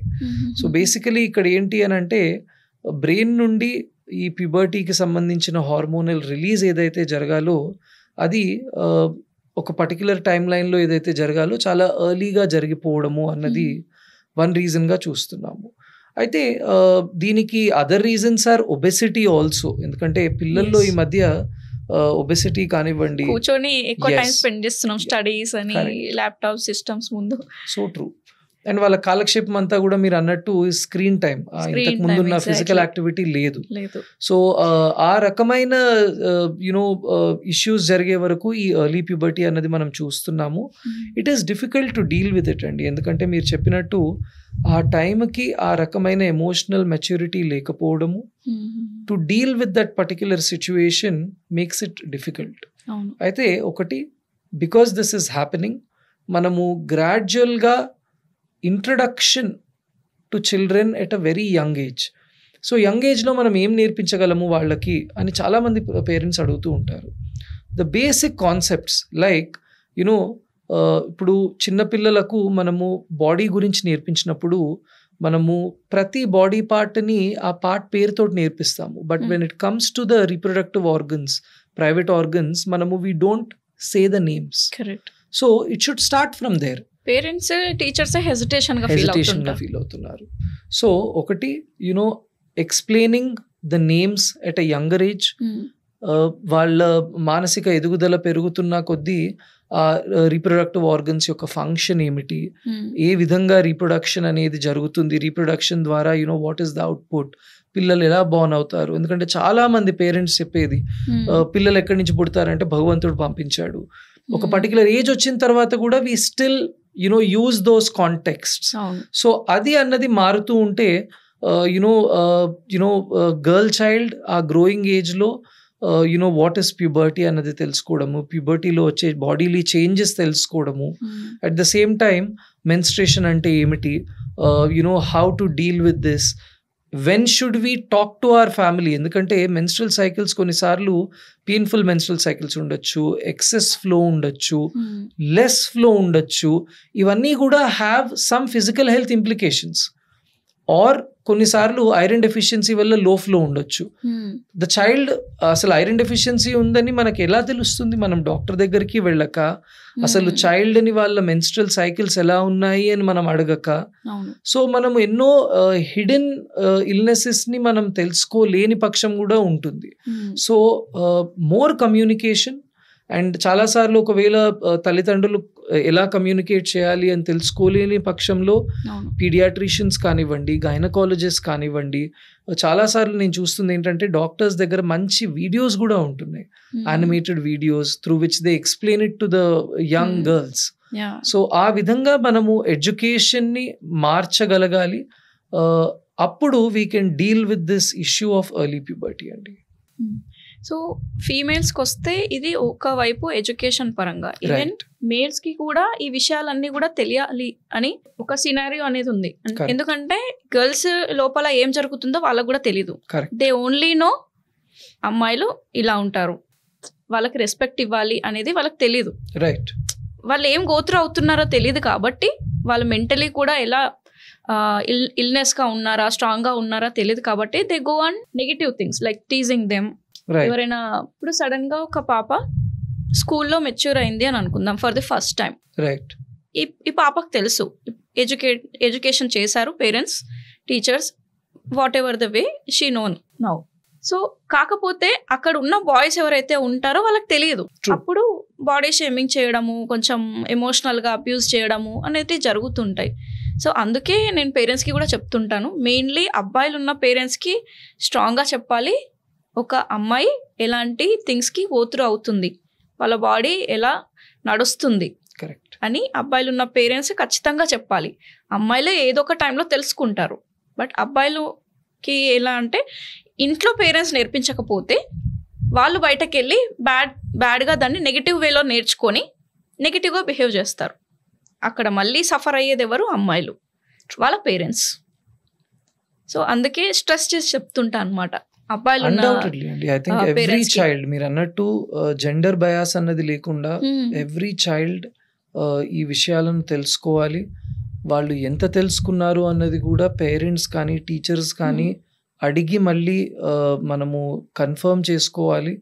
అండ్ వీటిని ఒక్కసారి కాకుండా రిపీటెడ్గా కూడా వీటిని మనం పిల్లలకు చెప్తూ ఉంటే నార్మలైజ్ అవుతుంది. The child will understand that మా మదర్ కానివ్వండి, మా సిస్టర్ కానివ్వండి, అందరూ కూడా they go through these phases. ఏ విధంగా అయితే మా ఇంట్లో వాళ్ళు ఈ ఫేజెస్ గో త్రూ అవుతారో, నా తోటి విద్యార్థులు కూడా, నా స్నేహితులు కూడా ఎవరైతే ఆపోజిట్ జెండర్లో ఉన్నారో they also go through this అనేది ఒక నార్మలైజేషన్. ఇప్పుడు ఏ విధంగా అయితే సపోజ్ ఒక చైల్డ్ సేజ్ నాకు హెడేక్ వస్తుంది అని అంటే వాళ్ళ కొలీగ్ అంటారు, అవునవును మా మదర్ కూడా హెడేక్ కంప్లైంట్ చేస్తారు. So they know that headache అనేది ఉన్నది. ఆ విధంగా ఏ విధంగా అయితే మనము ఇప్పుడు కోవిడ్ వచ్చినప్పుడు ప్రతి పిల్లలు కూడా కోవిడ్ గురించే చెప్పగలిగారు. ఇంకా the more common things, Covid అనేది ఒక వ్యాధి, these are common physiological things that happen in the human body గనక వీటి గురించి ఖచ్చితంగా ప్రతి పిల్లవాడు కూడా చెప్పగలగాలి. ఆ రకమైన పేరెంటింగ్ స్టార్ట్ చేయాలి. ఎందుకంటే స్కూల్ కరిక్యులంలో sex education happens at a particular age only, కానీ పేరెంట్స్ దాన్ని ఎర్లీగా ఇంట్రడ్యూస్ అన్నది చేయగలిగితే, చాలాసార్లు చూడండి మీరు చెప్పినట్టు నా క్లాస్మేట్కి అది జరిగే కన్నా ముందు మా ఇంట్లో ఉన్న మా సిస్టర్కి జరగచ్చు. సో ఆ పిల్లవాడికి ఆ అవగాహన మొదటి నుంచి పేరెంట్స్ అనేది క్రియేట్ చేయగలిగితే then he'll be a better child in the society. అదే, ఎందుకంటే చాలా సందర్భాల్లో ఏమవుతుందంటే ఇంట్లో అమ్మాయి అబ్బాయి ఇద్దరు పిల్లలు ఉన్నారనుకోండి, అమ్మాయి మీద ఎక్కువ ఫోకస్ ఉంటుంది, అబ్బాయిని అసలు పట్టించుకోరు. అక్కడే వచ్చింది ప్రాబ్లమ్స్ అన్నీ కూడా. ఎందుకంటే అబ్బాయికి తెలియకపోతే ఈ ఇంట్లో ఉన్న అక్కని చెల్లిని కూడా టీస్ చేస్తాడు. కరెక్ట్. అంత పేరెంట్స్ మీదనే డిపెండ్ అయిపోతుంది ఇది. ట్రూ. లేదని అనుకున్నా మంచి ఒక ఫీమేల్ ఫ్రెండ్స్ ఉన్నా కూడా అలాంటి ఎడ్యుకేషన్ అనేది దొరుకుతుంది. అంటే అరే నాకు ఇలా ఉన్నప్పుడు ప్రతి ఒక్క అమ్మాయికి ఇలానే జరుగుతుంది, హ్యావ్ టు రెస్పెక్ట్ దెమ్ అనేది వాళ్ళకి తెలుస్తుంది. బట్ ఆ ఏజ్ వచ్చేసరికి, అంటే ఆ రియలైజేషన్ వచ్చేసరికి ఆ ఏజ్ దాటిపోతుంది అనమాట ఈ మధ్య కాలంలో. కరెక్ట్. సో అందుకే పేరెంట్స్ కొంచెం అబ్బాయిలున్న పేరెంట్స్ ఇంకా ఎక్కువ కాన్సన్ట్రేషన్తో పిల్లల్ని పెంచడం, ఈ పేరెంటింగ్ అనేది నేర్చుకోవడం ఇంకా చాలా అవసరం అనేది అబ్సల్యూట్లీ అగ్రీ విత్ యూ అండి. ఇప్పుడు ఇంట్లో కానీ లేకపోతే బయట టీనేజర్స్ రిలేషన్షిప్లో ఉన్నా సరే చాలామంది బ్రేకప్స్ అయినప్పుడు లేకపోతే డైవోర్సెస్ అయినప్పుడు ఏదైనా చిన్న గొడవ అయినప్పుడు చాలా ప్రేమించిన పర్సన్ చాలా హర్ట్ అవుతాడు. ఒక పర్సన్ వల్ల ఇంకో పర్సన్ చాలా హర్ట్ అవుతారు. సో అలాంటప్పుడు వాళ్ళు మెంటల్గా డిస్టర్బ్ అవ్వడం, వాళ్ళ స్టడీస్ని దూరం పెట్టడం, లేకపోతే వాళ్ళ వర్క్ని కొంచెం వాళ్ళ ఎఫిషియన్సీని తగ్గిపోవడం, ఇవన్నీ జరుగుతుంటాయి. ఇవన్నీ సైడ్ ఎఫెక్ట్స్ అనమాట. సో అలాంటి వాళ్ళు కంబ్యాక్ ఎలా చేసుకోవాలి? ఏదైనా ఇన్స్టెంట్గా అందులో నుంచి బయటకు రావాలంటే ఏం చేయాలి? చాలాసార్లు అండి మనము ఒక రిలేషన్షిప్ అన్నది బ్రేకప్ అయినప్పుడు ఎక్కువగా ఎఫెక్ట్ అవ్వడానికి మేజర్ రీజన్ ఏమిటి అని అంటే, ఈ రిలేషన్షిప్లో మన ఎనర్జీని మొత్తం కూడా మనము ఇన్వెస్ట్ చేసేస్తాం. ఇప్పుడు ఒక పర్టికులర్ రిలేషన్షిప్లో ఉన్న వాళ్ళని చూసుకుంటే వాళ్ళు ఫ్రెండ్స్ కన్నా, ఫ్యామిలీ కన్నా, జాబ్ కన్నా, నిద్ర కన్నా ఎక్కువ ఈ రిలేషన్షిప్ కి ప్రయారిటీ అన్నది ఓవర్ నైట్ గంటలు మాట్లాడుకుంటారు. సో ఆ రకమైన ఇన్వెస్ట్మెంట్ అన్నది చేసే వరకు there is a lot of emotional investment that happens. And ఈ ఎమోషనల్ ఇన్వెస్ట్మెంట్ అనేది ఒక ఎక్స్పెక్టేషన్ తోటి వస్తుంది. కరెక్ట్. కానీ సడన్ గా ఒక రిలేషన్షిప్ ఏదో ఒక కారణం వల్ల బ్రేకప్ అయ్యే వరకు ఆ టైంలో బ్రెయిన్లో 2 రకాల చేంజెస్ జరుగుతాయి. ఒకటి, ఆ పర్టిక్యులర్ సిచ్యువేషన్ని ఎక్స్పెక్ట్ చేయలేదు గనక ఒక అన్ఫేవరబుల్ సిచ్యువేషన్ వచ్చే వరకు బ్రెయిన్ ఒక షాక్లోకి వెళ్తుంది. రెండోది, ఇన్ని రోజులు మన బ్రెయిన్ని ఆక్యుపైడ్గా ఉంచిన ఈ పర్టిక్యులర్ రిలేషన్షిప్ ఇప్పుడు ఆగిపోయే వరకు ఆ బ్రెయిన్కి ఏం చేయాలో కూడా తెలియదు. సో చాలాసార్లు ఇటువంటి ఒక షాక్లో ఉన్నప్పుడు కానివ్వండి, ఇటువంటి ఒక కన్ఫ్యూజన్ స్టేట్లో ఉన్నప్పుడు కానివ్వండి, something that improves immediately the brain health is self care. So మనము మన ఆరోగ్యం మీదకు ఆ ఎనర్జీని మొత్తం కూడా మనము చేంజ్ చేయగలిగితే, వాపస్ తీసుకురాగలిగితే ఎన్నో బ్యూటిఫుల్ చేంజెస్ అన్నది మనం చూస్తాము. ఇందులో రిలాక్సేషన్ టెక్నిక్స్కి చాలా ఎవిడెన్స్ ఉందండి. ఎందుకంటే ఇటువంటి షాక్లో బ్రెయిన్ ఉన్నప్పుడు బ్రెయిన్లో ఏవో నెగిటివ్ ఆలోచనలు వస్తూ ఉంటాయి. అయితే నేను ఎప్పుడూ చెప్తూ ఉంటాను, బ్రెయిన్ని మనము 2గా విభజిస్తాము. ఒక హాఫ్ ఏమో కాగ్నేటివ్గా స్ట్రాంగ్గా ఉంటుంది, అంటే ఒక ప్రాబ్లం వచ్చినప్పుడు దాన్ని ఎలా సాల్వ్ చేయాలి అని ఆలోచిస్తుంది. ఇంకొక హాఫ్ ఏమో ఎమోషనలీ స్ట్రాంగ్గా ఉంటుంది. ఒక ప్రాబ్లం వచ్చే వరకు దాని గురించి బాధపడటము, కోపము, ఉద్రేకము, ఆ రకరకాల ఎమోషన్స్ మనలో రావడం. అనుకోకుండా ప్రాబ్లం వచ్చినప్పుడు బ్రెయిన్ ఈ సైడ్ నుండి ఈ సైడ్కి స్విచ్ అయిపోతుంది. సో అందుకే ఈ బ్రేకప్ అవ్వగానే వెంటనే మనిషిలో ఒక రకమైన బాధ, ఒక రకమైన కోపము, లేదా తన గురించి తను నెగిటివ్గా ఆలోచించడము, నేను ఎందుకు పనికిరాను, ఐఎమ్ వర్త్లెస్, నా లైఫ్ ఎప్పుడు ఇంతే, ఆ రకమైన ఒక థాట్ లూప్లోకి వెళ్ళిపోతారు. సో బ్రెయిన్ని అక్కడి నుంచి మళ్ళీ ఇటువైపు తీసుకురావాలి అని అంటే కొన్ని సెట్ ఆఫ్ యాక్టివిటీస్ హెల్ప్ చేస్తాయండి. Most importantly physical exercise. Self care రొటీన్లో I tell them add 15 to 20 minutes of physical exercise.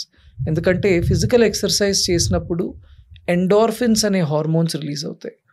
They are nothing but feel good hormones. So relationship బ్రేకప్లో చాలా మందిలో జరిగేది ఏంటి అని అంటే, నా వల్లనే ఇది అయింది, నేనే పనికిరానేమో, నాకెప్పుడు ఇలానే జరుగుతుంది అనే నెగిటివ్ థాట్లోకి వెళ్తారు. వాటన్నిటినీ రివర్స్ చేయడానికి ఈ ఎండోర్ఫిన్స్ చాలా హెల్ప్ అవుతాయి. సెకండ్ థింగ్ నేను చెప్పేది ఏంటి అని అంటే డీప్ బ్రీతింగ్ ఎక్సర్సైజెస్. ఈ డీప్ బ్రీతింగ్ చేసినప్పుడల్లా కూడా, ఇప్పుడు ఏ విధంగా అయితే వేడిగా ఉన్నప్పుడు మనం స్విచ్ ఆన్ చేస్తే ఏసీ వెంటనే బ్రెయిన్ని కూల్ చేస్తుందో, ఈ డీప్ బ్రీతింగ్ ఎక్సర్సైజ్ కూడా లోపల ఎక్సెసివ్ థాట్స్ వల్ల ప్రొడ్యూస్ అవుతున్న హీట్ని కామ్ డౌన్ చేస్తుంది. సో ఆ రకమైన కామింగ్ డౌన్ వచ్చే వరకు మనం ప్రాబ్లమ్ని రియలిస్టిక్గా ట్రీట్ చేయడం. అంటే బ్రేకప్ అయింది, ఓకే, నాలో తప్పులు ఉంటే తనలో కూడా మిస్టేక్స్ ఉన్నాయి, సో నేనే తప్పు లేదా నేనే ఈ రిలేషన్షిప్ బ్రేకప్కి కారణము అని అనుకోక్కర్లేదు అనే ఒక థాట్ ప్రాసెస్ రావడానికి ఇది హెల్ప్ చేస్తుంది. మూడోది, ఒక స్కెడ్యూల్ అన్నది పెట్టుకోవడము. ఎందుకంటే చాలాసార్లు ఈ రిలేషన్షిప్ బ్రేకప్ అయ్యే వరకు మన వేరే కోణాలన్నీ కూడా దెబ్బతింటాయి. నా జాబ్ అన్నది దెబ్బతినడము, నా యాపిటైట్ దెబ్బతినడము. సో ఒక ప్రాపర్ చైల్డ్కి ఉండే టైం టేబుల్ లాగా ఒక టైం టేబుల్ని మెయింటైన్ చేయడం చాలా ఇంపార్టెంట్. నేను అందరికీ చెప్పేది ఏంటంటే ఆ టైం టేబుల్లో మొనాటనస్ యాక్టివిటీస్ కాకుండా వెరైటీ ఆఫ్ యాక్టివిటీస్ పెట్టండి అని. ఎందుకంటే మన లైఫ్స్ అన్నీ కూడా ఎలా నడుస్తూ ఉంటాయంటే ఒకే రకమైన యాక్టివిటీ చాలా వరకు కన్జ్యూమ్ చేస్తుంది మనల్ని. Task oriented. అది బ్రెయిన్కి మంచిది కాదు. ఇప్పుడు ఒక స్కూల్కి వెళ్ళే పిల్లవాడికి నేను ఎప్పుడు ఆలోచిస్తుంటా, స్కూల్లో ఇన్ని క్లాసులు పెట్టడము, ఇంతమంది టీచర్లను పిలవడం ఎందుకు, రోజంతా మ్యాథ్, రోజంతా సైన్స్ నేర్పిస్తే అయిపోతుంది కదా. బ్రెయిన్ తీసుకోలేదు అలా. బ్రెయిన్కి వెరైటీ కావాలి. కానీ మన డే టు డే యాక్టివిటీస్లో కూడా మనం ఆ వెరైటీని తీసుకురావాలి, కానీ ఉండదు. సో ప్రతిరోజు కూడా ఒక ఫిజికల్ యాక్టివిటీ ఉండాలి, ఒక మెంటల్ యాక్టివిటీ ఉండాలి, మన ప్రొఫెషన్ ఉండాలి, ఫ్యామిలీ టైము ఉండాలి, ప్లెజరబుల్ యాక్టివిటీ, నాకు నచ్చిన యాక్టివిటీ కూడా ఒకటి ఉండాలి. సో ఆ ప్లెజరబుల్ యాక్టివిటీస్ని కూడా ఇంట్రడ్యూస్ చేయమని చెప్తాము. ఇంకొకటి మోర్ ఇంపార్టెంట్లీ, ఈ రిలేషన్షిప్స్లో ఉన్నప్పుడు మనం ఎన్నో అదర్ రిలేషన్షిప్స్ని దూరం పెడతాము. అది క్లోజ్ ఫ్రెండ్స్ ఉండొచ్చు, ఫ్యామిలీ ఉండొచ్చు, ఈవెన్ పేరెంట్స్ కి దూరం పెట్టేస్తుంటారు, ఇగ్నోర్ చేస్తారు. గర్ల్ ఫ్రెండ్ తో బాయ్ ఫ్రెండ్ తో మాట్లాడుతున్నప్పుడు పేరెంట్స్ వస్తే కాల్ కట్ చేస్తూ ఉంటారు. కరెక్ట్.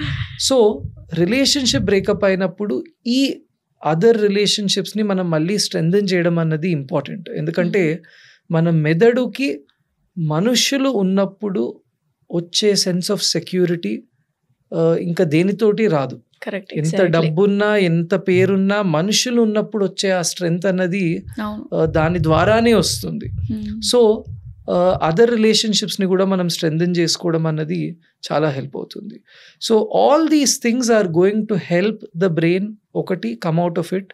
అన్డౌటెడ్లీ బ్రేకప్ అయిన తర్వాత చాలామంది మనం ఫ్రెండ్స్గా కంటిన్యూ అవుదాము అని అనుకోవడము, దే డోంట్ వర్క్. ఎందుకంటే బ్రెయిన్కి రీవైర్ అవ్వడానికి టైం ఇవ్వాలి.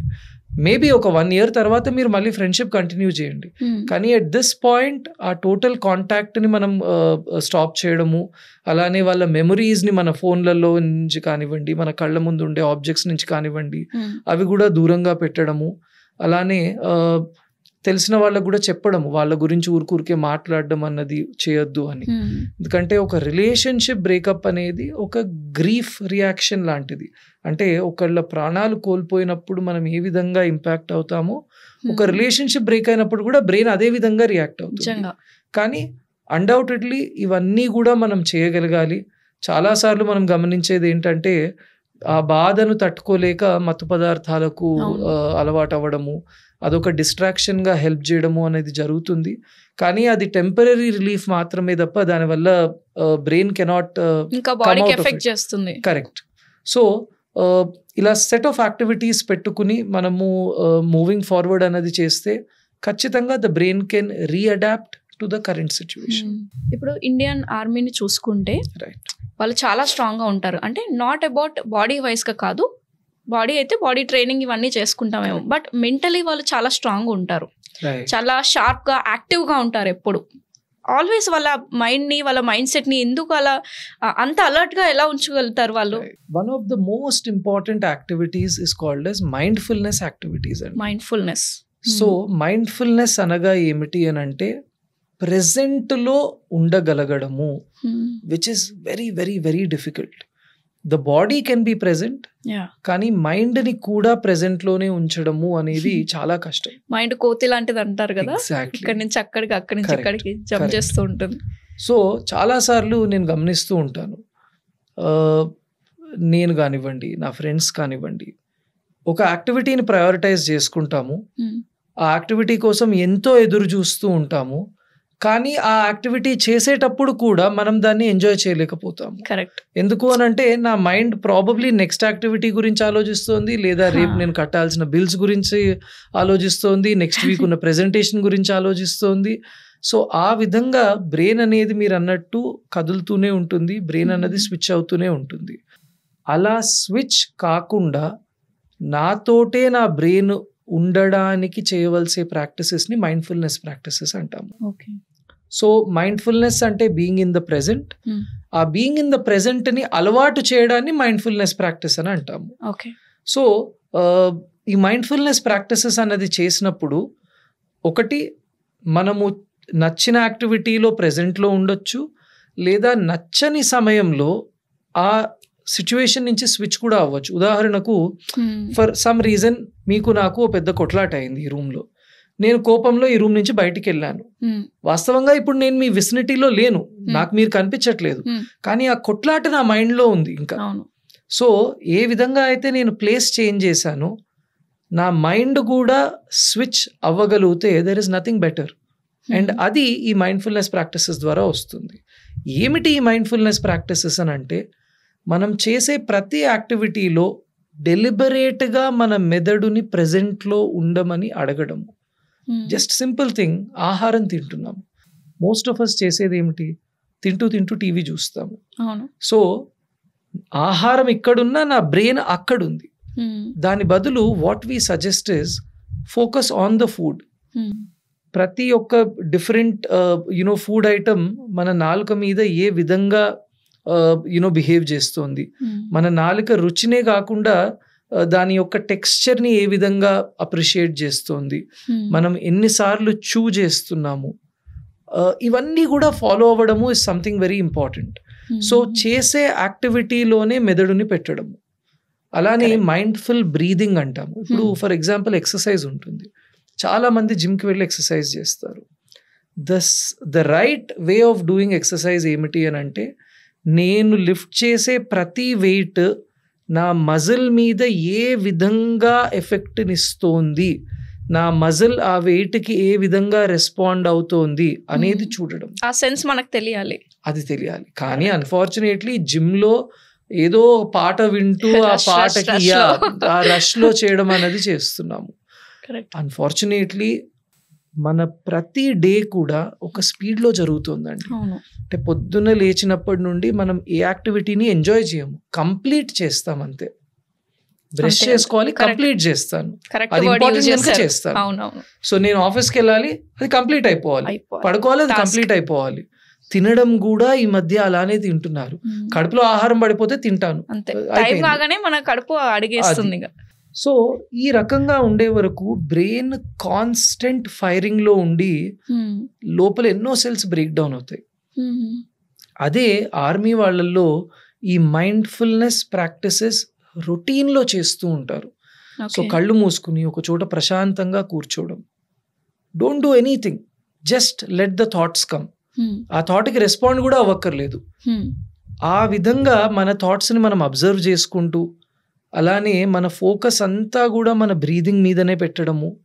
ఇంకా ఏ రకమైన థాట్ వచ్చినా కూడా దానిని డిస్ట్రాక్ట్ చేసి మళ్ళీ మన బ్రెయిన్ మన బ్రీదింగ్లోకి తీసుకురావడము is one of the most difficult things and one of the best practices. Correct. ఈ రకంగా అట్లీస్ట్ ఒక 10 to 15 minutes పర్ డే మనం ప్రాక్టీస్ చేయగలిగితే ఆటోమేటికలీ మీరు ఇందాక చెప్పినట్టు ఆర్మీ వాళ్ళు ఏ విధంగా అయితే ప్రెజెంట్లో ఉంటూ మంచి ఫోకస్, మంచి కాన్సన్ట్రేషన్, ఆ మెంటల్ స్ట్రెంగ్త్, ఎందుకంటే ఎటువంటి సిచ్యువేషన్ అయినా తట్టుకోగలగడము, వాళ్ళకు కూడా ఈ అనుకోని సిచ్యువేషన్స్ ఎన్నో వస్తూ ఉంటాయి. అలానే కాన్స్టెంట్ ఫియర్లో ఉంటూ ఉంటారు, ఒక స్ట్రెస్లో ఉంటూ ఉంటారు. ఈ రకమైన సిచ్యువేషన్స్ని ఎదుర్కోగలగడానికి one important practice is this mindfulness. ఇది ప్రతి ఒక్కళ్ళు కూడా, చిన్నపిల్లలు కాకుండా పెద్దవాళ్ళు కాకుండా అందరూ కూడా డైలీ ఒక 10 minutes ప్రాక్టీస్ చేయగలిగితే ఒక ఫ్యూ మంత్స్లో మన మెంటల్ అబిలిటీ, మన మెంటల్ కెపాసిటీ చాలా వరకు కూడా అప్గ్రేడ్ అయినట్టు మనం గమనిస్తామండి. రీసెంట్గా సద్గురు గారు కూడా ఒక యాప్ లాంచ్ చేశారు, మిరాకిల్ ఆఫ్ మైండ్ అని. Just 7 minutes a day can make your day అనేది ఒకటి స్టార్ట్ చేశారు. బ్యూటిఫుల్ అనిపించింది. అండ్ సద్గురు గారిని కూడా నేను చాలా ఫాలో అవుతూ ఉంటాను.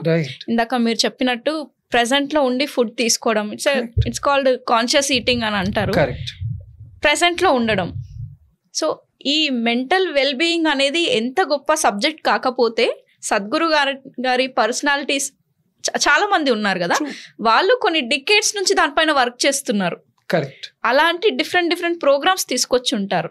సో ఈ రోజు కోవిడ్ కంటే ఎక్కువ పాండమిక్ మెంటల్ వెల్ బీయింగ్ అని మనం చెప్తాము. ఇంకా ఫర్దర్గా దాని ఫ్యూచర్ ఎలా ఉండబోతుంది ఈ మెంటల్ వెల్ బీయింగ్ అనేది ఆఫ్టర్ కోవిడ్ తర్వాత, బిఫోర్ ఆఫ్టర్ కోవిడ్ తర్వాత ఈ మెంటల్ వెల్ బీయింగ్ అనేది ఎలా ఉంటుంది?